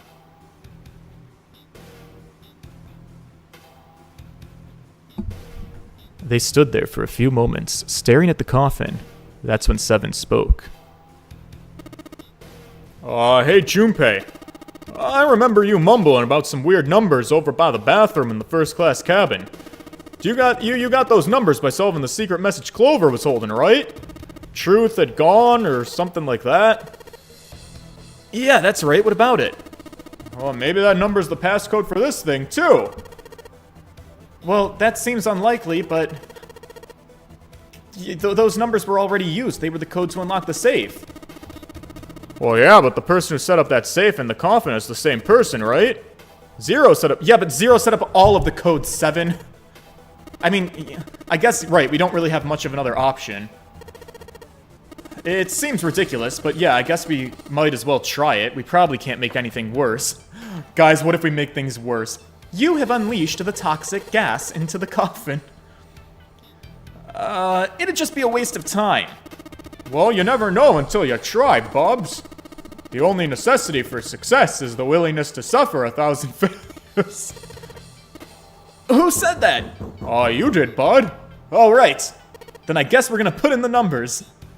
Junpei knelt down in front of the keypad and looked at it. Perhaps because he'd repeated them so many times before, the numbers came easily to Junpei's mind. 143833421. Quickly, he typed them in. Oh, wow, I don't even have to do it. We are in full storybook mode now. He checked that he'd entered the right numbers. He took a deep breath, and he pressed the E button. It only took a moment. Boys, we are opening the closet. Oh, son of a bitch, you've got to be kidding me. There was a click. Is it Snake? Severus Snape? With a heavy clunk, the lid of the coffin slid off onto the floor, and someone sat up from inside. Snake! You! What? Oh, God, what the fuck are you wearing? Those voices. Junpei and Seven, unless I'm mistaken. Where are the others? Are they elsewhere? Of course, there was no reason Snake would have known anything about where anyone else would be. Junpei and Seven looked at one another. There was a lot that he needed to know, but, right, so somebody tried to kill you. It was Ace. I think you know who he is. You're in a box. I thought you knew why you were in the box, but evidently it's looking like you might have been drugged. This other person who's Guy X was also drugged. Also, your sister is dead, and we need to go because Lotus is about to die. That's a lot of information to process in 30 seconds. They had to tell him something, so they just began to ramble. Snake explained to them how he came to be locked in the coffin. Apparently, Snake had been hit with some sort of knockout gas, and Junpei and Seven explained what had happened to the rest. Well, we know that Zero likes to use the knockout gas, so then this also means that Snake isn't Zero! Zero is someone else!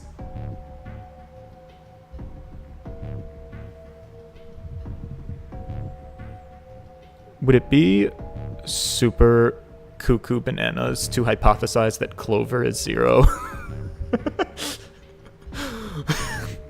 Is that a little too out of left field? I don't know. There was one thing, however, that neither Seven nor Junpei could bring themselves to say.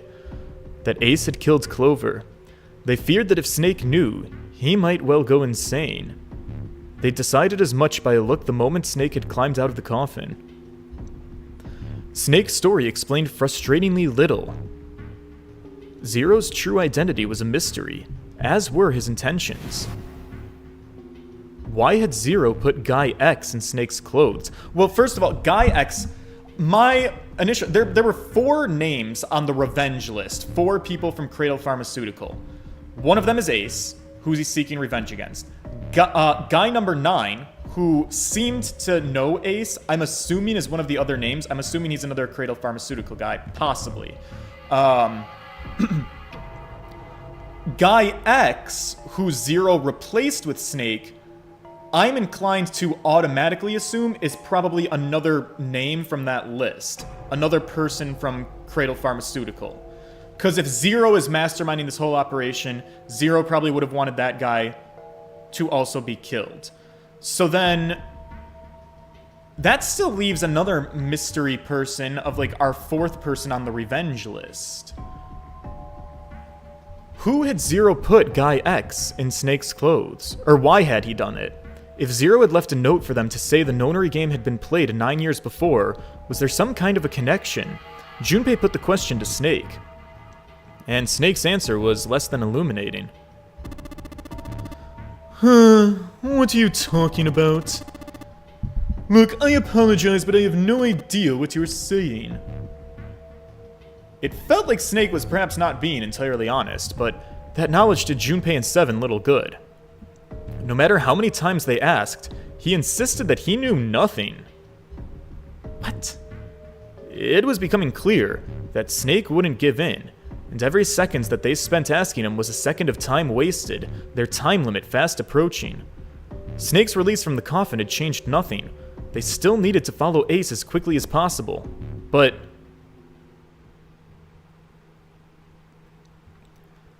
they stood in silence, the overpowering atmosphere of the chapel almost stifling. Junpei, Seven, and Snake simply stood at a loss for what to do next.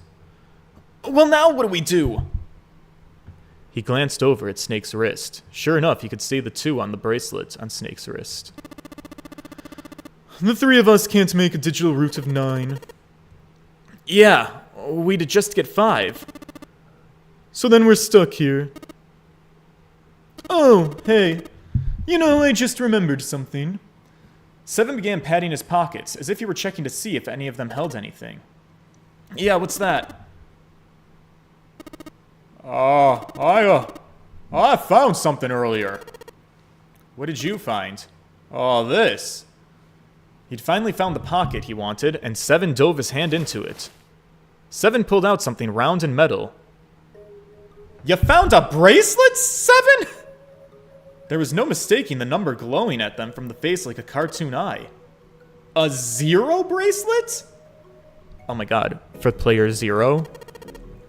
It was Zero's bracelet. Presumably maybe the master bracelet? Maybe it can open like any door? What the hell? Are you saying that 7 has the number 0 bracelet? Yeah!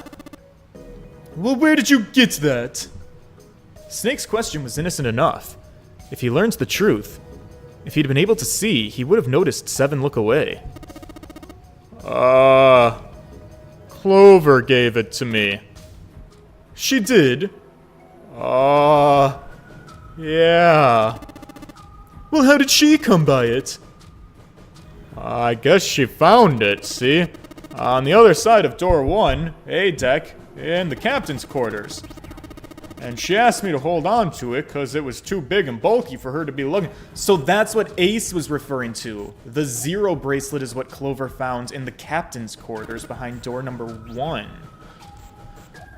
And she gave it to 7. It was a lie and Junpei knew. Oh. Oops. Wait, what? I haven't actually looked at it yet. Didn't want to disturb the crime scene, you know? Basic stuff. But I did, borrow one. Oh, right. He found it from Clover's corpse. But still, she could have found the 0 bracelet in the captain's quarters. Or was Clover 0 the whole... Wait. Was Mike... Remember when I... Is it kooky to assume that Clover could be 0? What if Clover was the mastermind behind all of it? What if she was 0 from the beginning? No, Let me think this through. Clover if Clover is Snake's sister, she would have motive. Because the original Nonary game fucked up her bro. And she's like, fuck you, I'm going to get revenge. Like, motive exists. That's why it makes sense. Clover would know to, like, protect Snake and, like, make sure that he doesn't get killed by Ace. And, like, she could convolute all of this and mastermind it out. But then Clover got killed. I don't know. Huh. Alright, let's see where the game goes.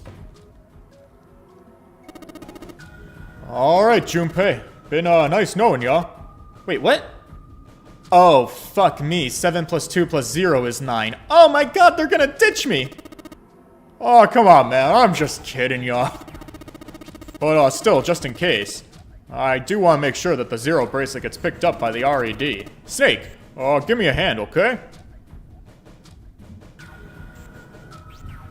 Without waiting for a response, he started walking toward the door. Junpei and Snake followed him quietly. Before long, they found themselves in front of the larger of the 2 doors. Seven and Snake put their palms on the RED. Once they'd done that, Seven put the number 0 bracelet on the scanner panel as well. A third asterisk appeared on the screen. 7 plus 2 plus 0 equals 9. Now they just needed to pull the lever, and the door would open.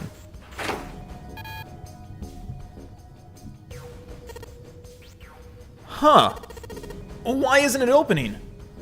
Oh, well, the third asterisk lit up, so it must have registered the 0 bracelet. Maybe it isn't actually 0. Huh? Wait, what? The bracelet may not actually produce the number 0 when scanned. That is what I am saying. Why don't we try a few different combinations? Perhaps we can determine what number the bracelet actually contains. Junpei nodded. They decided to use the following combination. Well, Snake and Junpei and the bracelet, 5, 6, 7. If it's number 2, that would be 8, 9. Junpei, what about all? If it works for all of us, that would be the bee's knees. 7, 8, 9, 10, 11, 12, 13, 14, 15, 16, 17, 18. Oh my god, because it's Clover. Clover's number 4. If the 0 bracelet is the number 4 bracelet, Clover is 0, guys. I think it's confirmed. Snake plus Junpei plus 7 plus the mysterious bracelet. 2 plus 5 plus 7 equals 14. 1 plus 4 equals 5. If that combination worked, then the mysterious bracelet's number was 4. However...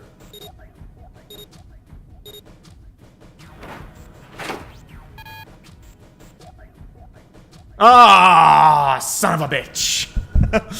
That didn't work. The mysterious bracelet's number wasn't 4. Junpei continued. They decided to use the following combination. So if it's 7, 8, 9, 10, 11, 12... 13, 14, 15, 16, 17, 18, 19... No, 6. 6. If the bracelet is 6, but then that's June's number. What is... Snake and Junpei is 2, 5, 6, 7, and then number 2, which would be another snake. Severus Snape. Junpei and 7 in the mysterious bracelet. 5 plus 7 plus 12 equals 1 plus 2 plus 3. If that combination worked, the mysterious bracelet's number is 6. They scanned in their bracelets.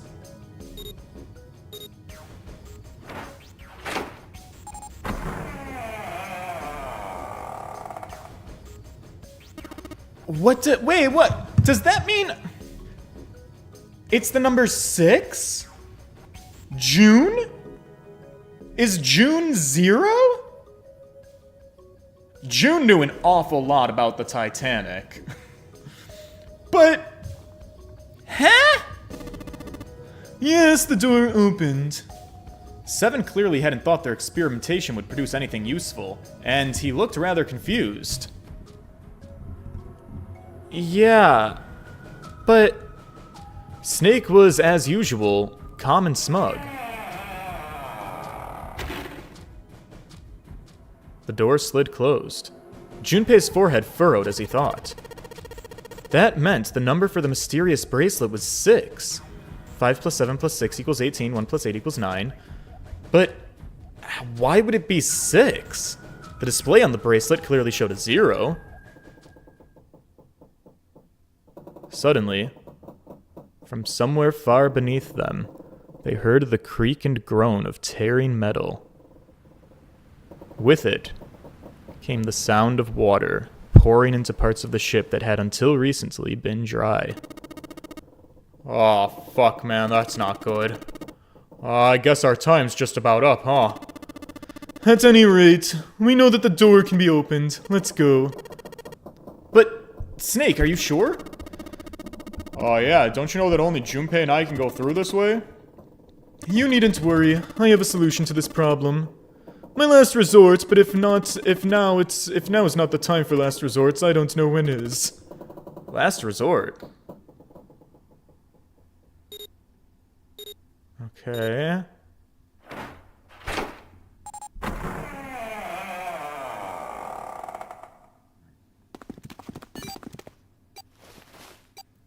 Okay, we're still playing the death game even after the number 9 door. That's interesting.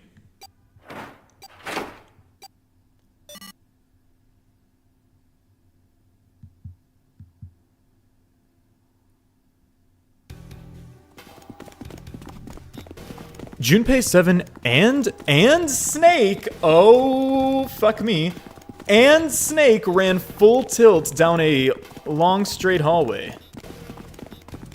They were headed for the stern of the ship and had no time for distractions.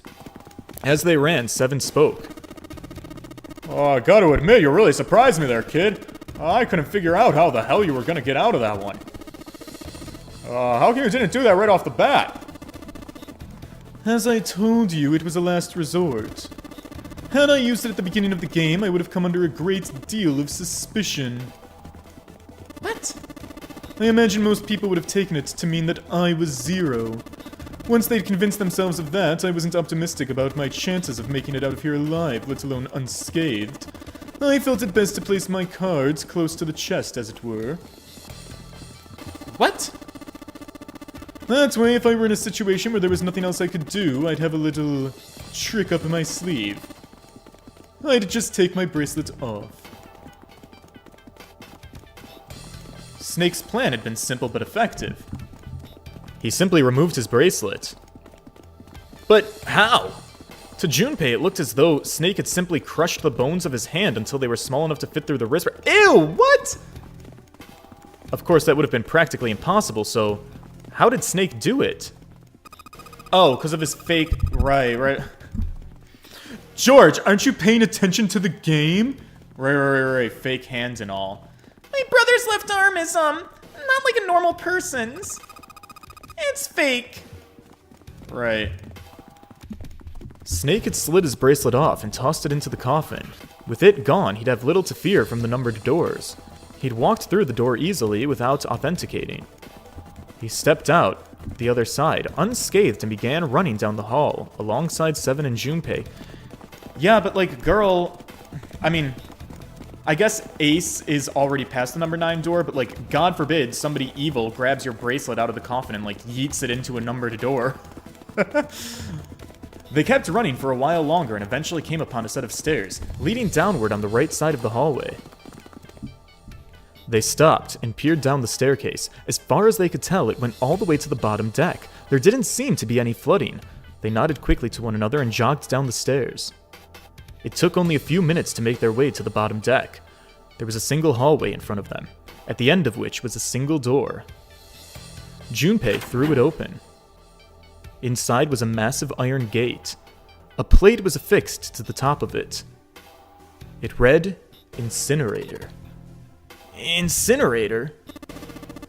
Huh, well that doesn't sound very pleasant. Do you see a lever near the gate, perhaps? Yeah. Right over here. How did you know that? Well, I'd be happy to regale you with the story. I imagine it should only take half a day or so. Right. Junpei grumbled, gave Snake a dirty look, and jogged over to the lever. If you pull it, the door ought to open. Right! Got it! He pulled the lever down.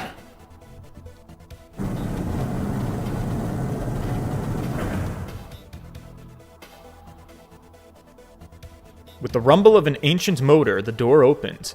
There was no need to hold back and no time to hesitate. They pushed their way inside. Standing in front of them were Ace and Lotus. Seriously, dude? Ace still held the revolver in his hand. It was pressed hard against Lotus's temple. A small dark bruise had begun to form near the tip. Oh, sad. Even from several yards away, Junpei could see that Lotus was shaking. She was terrified. But perhaps more interesting was what Junpei saw behind them. Another number 9 door! Are you out of your goddamn minds? Oh my god, it never ends. Another number 9 door? But why? Why is there another one? The door stopped Junpei in his tracks. It shouldn't be there. As his brain finally began to consider why. The whine of a warning klaxon filled the air, drowning out any thought. Warning. Warning. Emergency incineration command has been acknowledged. What does that mean? Automatic incineration will take place in 9 minutes. Please evacuate the incinerator immediately. Oh my, how exciting. You've run quite a show here, Zero. A terrifying smile twisted Ace's face. What's the matter? Too frightened to understand? Here, let me explain. It's said that the incineration system is about to activate. In 9 minutes, this room will be engulfed in flame. Huh? Who are you? Don't recognize me? I'm hurt. It's me, Snake. Snake? Ah, yes! You are alive. I'm afraid your bizarre style had me confused. I'm quite glad to see you're alive and well. Ace's voice didn't change. Snake ground his teeth. If you don't mind my asking, how did you get here? Snake, Junpei 7, the three of you couldn't have opened a door with a 9. Did you use Clover's bracelet, perhaps? What? 2 plus 5 plus 7 plus 4 equals 18, and that equals 9. Ah! Your reaction suggests that you don't... Hold on. Why did you think we'd have Clover's bracelets? Junpei felt his chest tighten. Oh no. Oh no, he's gonna learn. Oh. They haven't told you! Told me what? Clearly not. You know, normally I would take some time and enjoy the moment, but I'm afraid time is at a premium just now. I'll have to make it quick. Clover! Ace! Stop it! Keep your goddamn mouth shut! Clover is... Look, don't listen to him, Snake! Junpei could feel his voice going hoarse, but Snake didn't even listen to him. What happened to Clover? Ace looked at him. The corner of his mouth curled into the hook of a cruel, soulless smile. Clover died! The color left Snake's face. He shook his head weakly. No! That's not true! That's impossible! It's a lie! It has to be a lie. Oh, but it's quite true. I can assure you of that. You see, I killed her myself. What?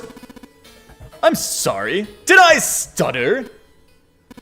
I killed her.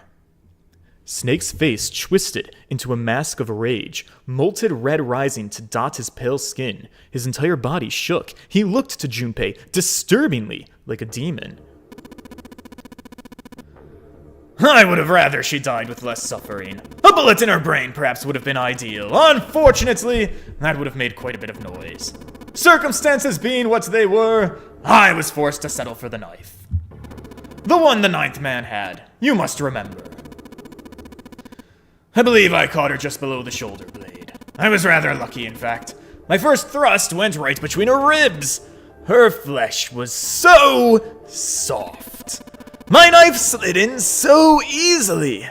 There was no resistance. That feeling was just...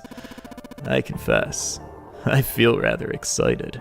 You know, it's a real powerful memory, having that kind of control over another person's body. Someday, perhaps, I can feel it again.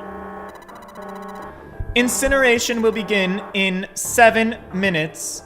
Please evacuate the incinerator immediately. I'm going to kill you! Snake's words were a guttural growl. They were barely audible. I'm sorry, what was that? I'm going to kill you. Ah, so you're going to kill me. Well, please, go ahead. Come now, I'm waiting. Don't do it, Snake. Don't listen to him. Oh, I'd better stop it, kid. You screw him with your head. Is there a problem? What are you waiting for, boy? Don't you want me to send you to join your sister? Don't, Snake! Don't do it, Snake. Snake could no longer hear them. Snake could no longer hear anything.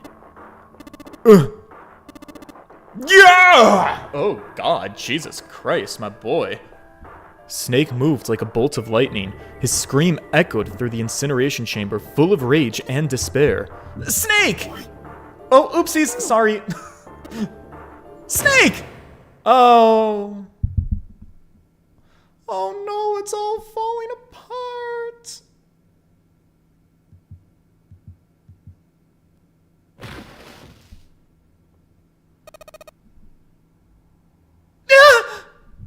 Another scream filled the room. It was Lotus. She ran across the room toward Junpei, her eyes wide with terror. Snake's ill-fated attack had loosened Ace's grip on her, and she made a run for it. She reached Seven and Junpei and ducked behind them. Junpei could feel her fingers on his arm, tighten, enough to be painful, keeping him between her and Ace. Incineration will begin in 5 minutes. Please evacuate the fucking incinerator, morons. Give me the woman! He raised his gun. I need her. Without her bracelets, I will be unable to open the door. 1 + 8 + 9 is 18. Yeah. Quickly now! I don't have time for your shenanigans. In the center of the room, Snake's body lay eerily still. Man, so he died and they faked it out so that he could be alive, only for him to die again? Bro, what the fuck? I see. Then it would seem I have no choice. The rest of you can die as well. Fortunately, I have 5 bullets left. 1 for Junpei, another for Lotus, and the last 3 for that lump of idiotic man you call Seven. I'll take Lotus's body with me and leave the room. Incineration will begin in 4 minutes. Please evacuate the incinerator immediately. Seriously, get the fuck out of the incinerator. Well, it looks like our time together is at an end. I rather enjoyed playing with you. Goodbye. Junpei could see Ace's finger tighten. He could see it begin to squeeze down on the trigger. His body tensed, preparing for the catastrophic impact of hot lead against human flesh. And then, it happened.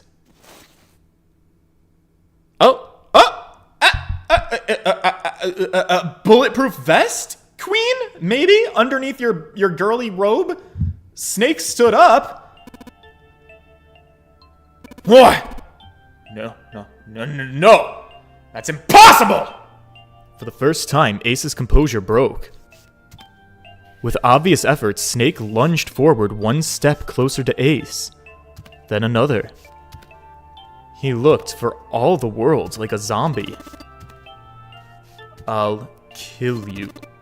I will kill you! His voice was the mournful wailing of the undead. Stay away from me! Get back! If you come any closer, I'll get away from me! Little by little, Ace was retreating. Snake didn't stop. He continued his stiff, inexorable approach, his eyes twin pools pure of fury. Listen to me! I said don't come any closer! Shit! You fucking bastard! Oh, girly girl, you just wasted all of your bullets. Ace's revolver leapt 5 times. 5 times the air in the incinerator was split by the crack of a bullet. Snake's body twitched as 5 clouds of blood and torn flesh leapt into the air across his body. A fine pink mist drifted from his body and disappeared. Snake made a strange sort of choking cough. And then, his strength was gone. His legs crumbled, and his broken and battered body slid to the floor. Incineration will begin in 3 minutes. Please evacuate the incinerator immediately. But Snake wasn't done. Even as the pool of blood beneath him grew, he began to move. He half crawled, half slid toward Ace. 1 bloody arm wrapped itself around Ace's leg, and the other gripped his thigh with strength that would have been long gone. You son of a bitch! You're a monster! Get off of me! Let me go! Ew. He kicked at Snake with his free leg, driving his foot into Snake's face, his arm, his shoulder. It made no difference. Snake refused to release him. Once a snake has ensnared its prey, rarely does it release. This is it, Ace. We're going to burn to death. Together. What? Incineration will begin in 2 minutes. Please evacuate the incinerator immediately. Damn it! Get off! Okay, look, think about it this way. My company owns a wonderful hospital and it has excellent doctors. You're not wounded too seriously, I'm sure they can fix you up. You don't have to die. You can be saved. Just let me go. You're real pathetic. Begging for your life. Then, Seven and Lotus began to speak. Junpei could hear tears in their voices and their words were strained. Oh, Snake, that's enough. Oh, you can stop now. Yes, he's right, Snake. You've done enough. Come on, Snake. Let's go. Why don't we get out of here? You have to come with us. We have to leave together. Snake turned toward them. He coughed, and blood splattered across the floor. Then he smiled, a sad sort of smile. I apologize, but I'm afraid I can't do that. You'd best forget about me. You need to leave soon. I'm going to take him with me. Shut up! Quiet! I couldn't save Clover. My sister died because of me. Perhaps this will begin to atone for that. And perhaps in the afterlife she can forgive me. Now, go! You have to go! Incineration will begin in 60 seconds. Please evacuate the incinerator immediately. Oh, god damn it, shit, boys. I think that Siren's really mad at us now. We gotta get out of here. Seven ran toward the exit, and Lotus followed him. But Junpei couldn't move. There were white lines down Snake's cheeks where his tears had washed the blood away. He was broken, body and soul, and Junpei felt as though half of his own heart had been torn out. His eyes stung, and he tried desperately to swallow to clear the lump in his throat. Junpei! What are you doing? You have to get out of here now! Junpei's chest tightened, pulled taut by anger, misery, and a cold feeling of emptiness. Pure emotion surged through his heart, alongside the torrent of blood. He could feel it building, a tremendous wave growing taller and taller. And then it broke, crashing down with thunderous force onto his shaken, unprepared mind. Snake! Snake! Junpei's rational mind was gone. He was driven by instinct now. He launched himself across the floor at Snake and Ace. Or he tried to. Wait! Oh, don't be an idiot, Junpei! He felt a hand grab him from behind. It was Seven. Before he had time to react, the larger man pinned Junpei's arms to his sides and began hauling him bodily back toward the door. No! Stop! I have to help him! Snake! Get off of me! Incineration will begin in 10 seconds. Ugh! Let go! 7, 6. Damn it! Oh, look, kid. We gotta do this. 5, 4, 3, 2. Oh, okay, thank God Seven saved my ass, because, like, look, I feel sad for Snake too, but, like, let's not die over it, okay? Whew. Well, boys. Does this count as a good ending? I'm not entirely sure. Gates 2 and 3 are locked down. Beginning incineration. Junpei felt Seven's fist bury itself deep in his stomach, and his legs turned to mush. Seven scooped him up in the same motion and leapt through the door. It slammed shut behind them. Junpei struggled to shaky feet. He glanced over to see Lotus only a short distance away. Junpei ran to the door. There was a small window cut into it. Inside, he could see Ace and Snake. Oh, shit! Damn you all! Why? Why me? I don't deserve this! Man, he didn't even learn his lesson.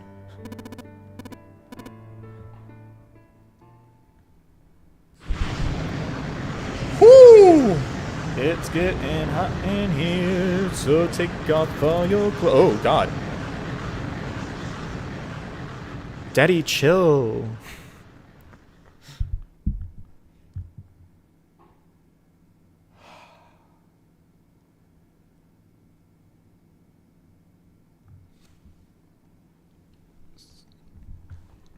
He didn't know how much time had passed.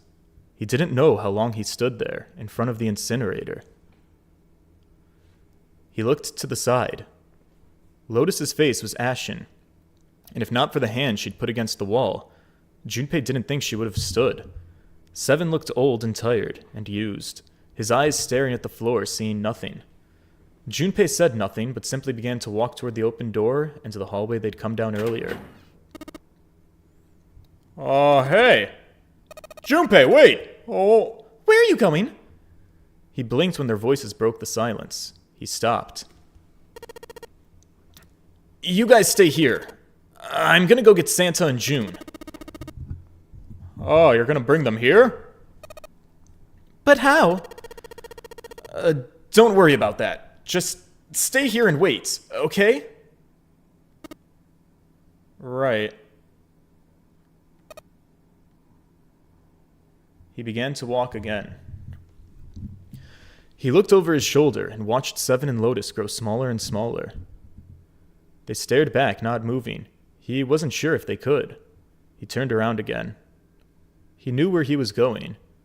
When they'd walked through the hallway earlier, he noticed an elevator at the end of the side hallway.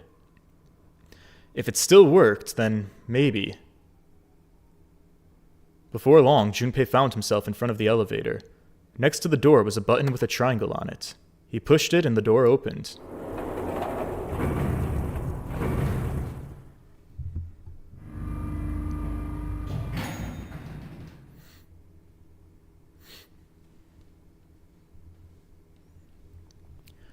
Junpei was in the large hospital room. June! Santa! He kept calling and walked to the center of the room.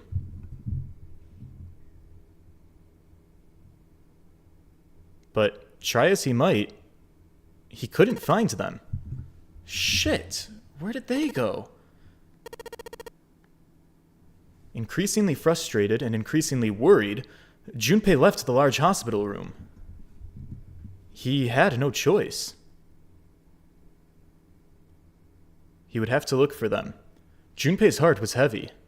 He couldn't shake the feeling, but there was a part of him that felt it would be wrong, even if he could.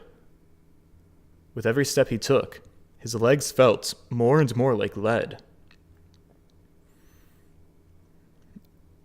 Oh, man, what more could possibly go wrong?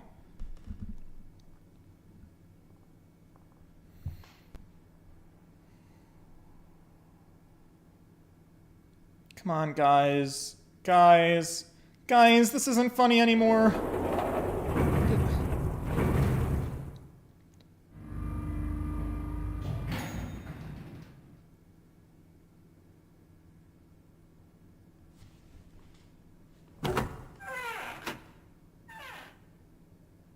Guys? Sometime later, Junpei found himself at the chapel. He stepped inside, expecting to find nothing, but there on the red carpet in the center of the room... June! No. Codenames didn't matter any longer. She was Connie. Connie! Junpei cried her name and ran. Like lightning, he ran across the room toward her. Oh, man, Connie! He stumbled to a stop. And he looked down at her body lying still on the floor. He felt the icy grip of fear upon his heart. Okay, did she succumb to her sickness? It doesn't look like she was stabbed. She was still, very still. No, it couldn't be. It's impossible. Slowly, Junpei bent down toward her. His hands shook and he felt very cold and hot at the same time. He forced himself to look. Her back. Her back was moving. Slowly it rose and fell. Oh, okay, girl. She's having her little fever dream. She's still a little sick, but she is alive. All right? The girl, she's not deceased yet. Connie! Junpei reached down and gently, very gently lifted her up. But what about Santa? Are you all right? Jumpy!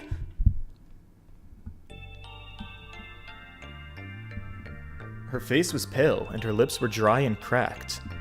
Her eyes were blank and cloudy. They stared straight at Junpei but saw nothing.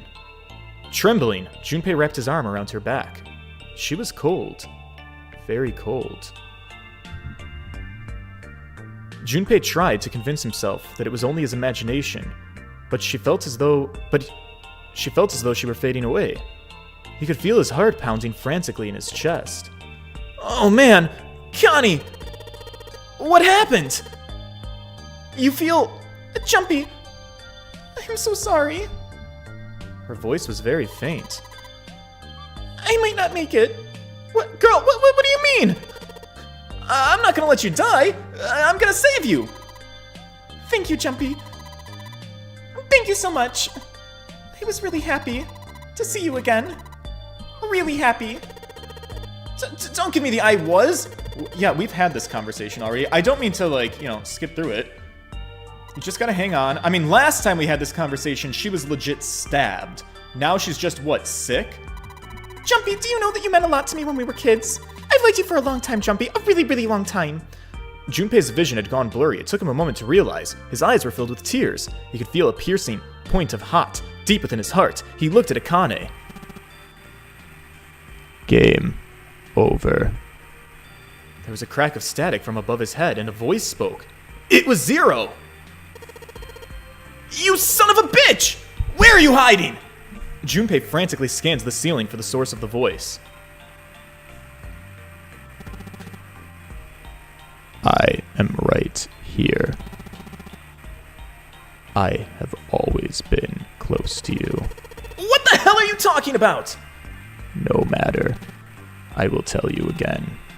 Game over. This game has ended. No, it hasn't! I'm not gonna let it end yet! I'm getting out of here with Connie! You can't. It's not possible. Why? Because you chose the wrong path. What do you mean the wrong path? That is correct. Your path was inevitable, however. You must admit defeat. Where there is shadow, there is light. Where there is light, there is shadow. So it goes. Bro, what the fuck are you talking about? It matters not. The loser has been decided. I told you I'm not gonna lose! No. You misunderstand. You haven't lost. I have lost. What? Junpei really didn't have time to ponder what that even meant before he heard the door slam shut behind him. He spun around. No one was there. Was it Zero? Connie, wait here. I'm gonna be right back, I promise. She managed a single nod. Junpei laid her back down gently and leapt for the door. He yanked it open and shot outside. But no one was there. The hallway was empty. There was nothing moving anywhere. Damn it! He didn't want to leave Connie alone any longer than he had to, so he turned right back around and headed to the chapel. Bro, what the fuck? It was 5 seconds. Connie? She wasn't there. She wasn't anywhere. She had been lying there on the floor just moments before. And now she was gone? What the fuck? No. Where is she? Connie! Connie? Connie! His cry split the heavens themselves. He screamed until his voice gave out. And then he screamed some more. But there was nothing. No answer. His voice faded away, and all that remained was cold, unfeeling silence. That was when he noticed it. A strange smell. One he'd smelled before. The gas? The smell of a peculiar white smoke. 9 seconds later, Junpei's mind winked out.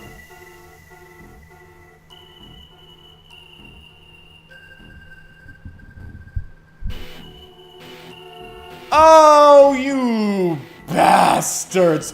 What the fuck? How can you give me an ending that's like so clean and concise with everything regarding Ace being a villain, but not give me the Zero story?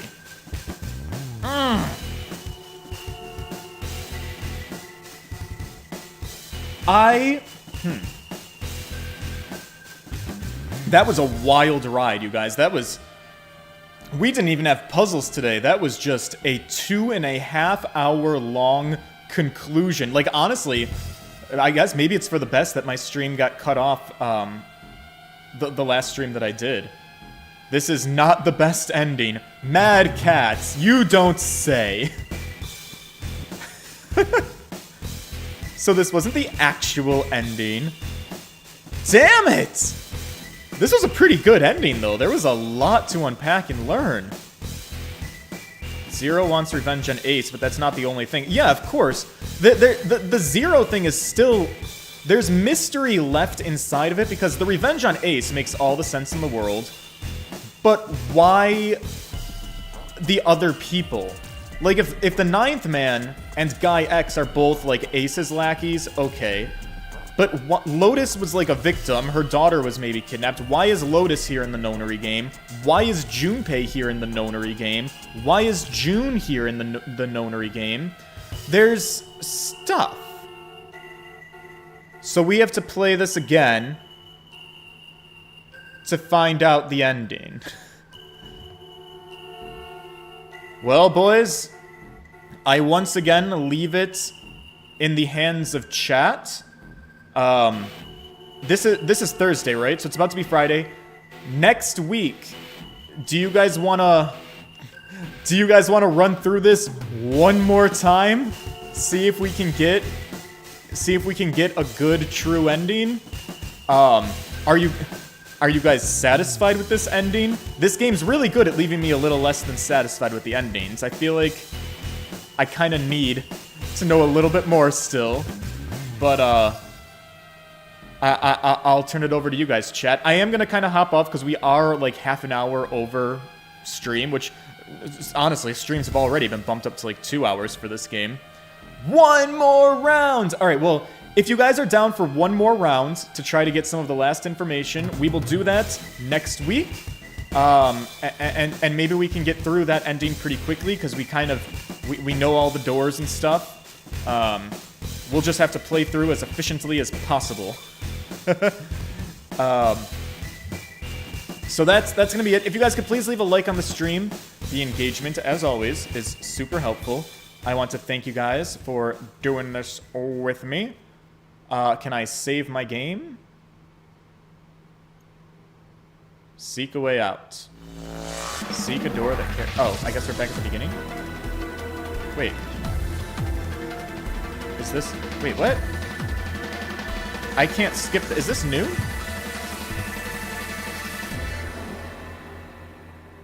Now it is time. Let our game begin. Okay. Yeah, I would like to keep going, actually. So what did we unlock this time? Oh, is that the safe? The safe, the knife, the submarine. Alright. Cool. Yeah, so that's gonna be it. See you guys in the next one, boys. Alright. Toodles. Have a good weekend, gentlemen.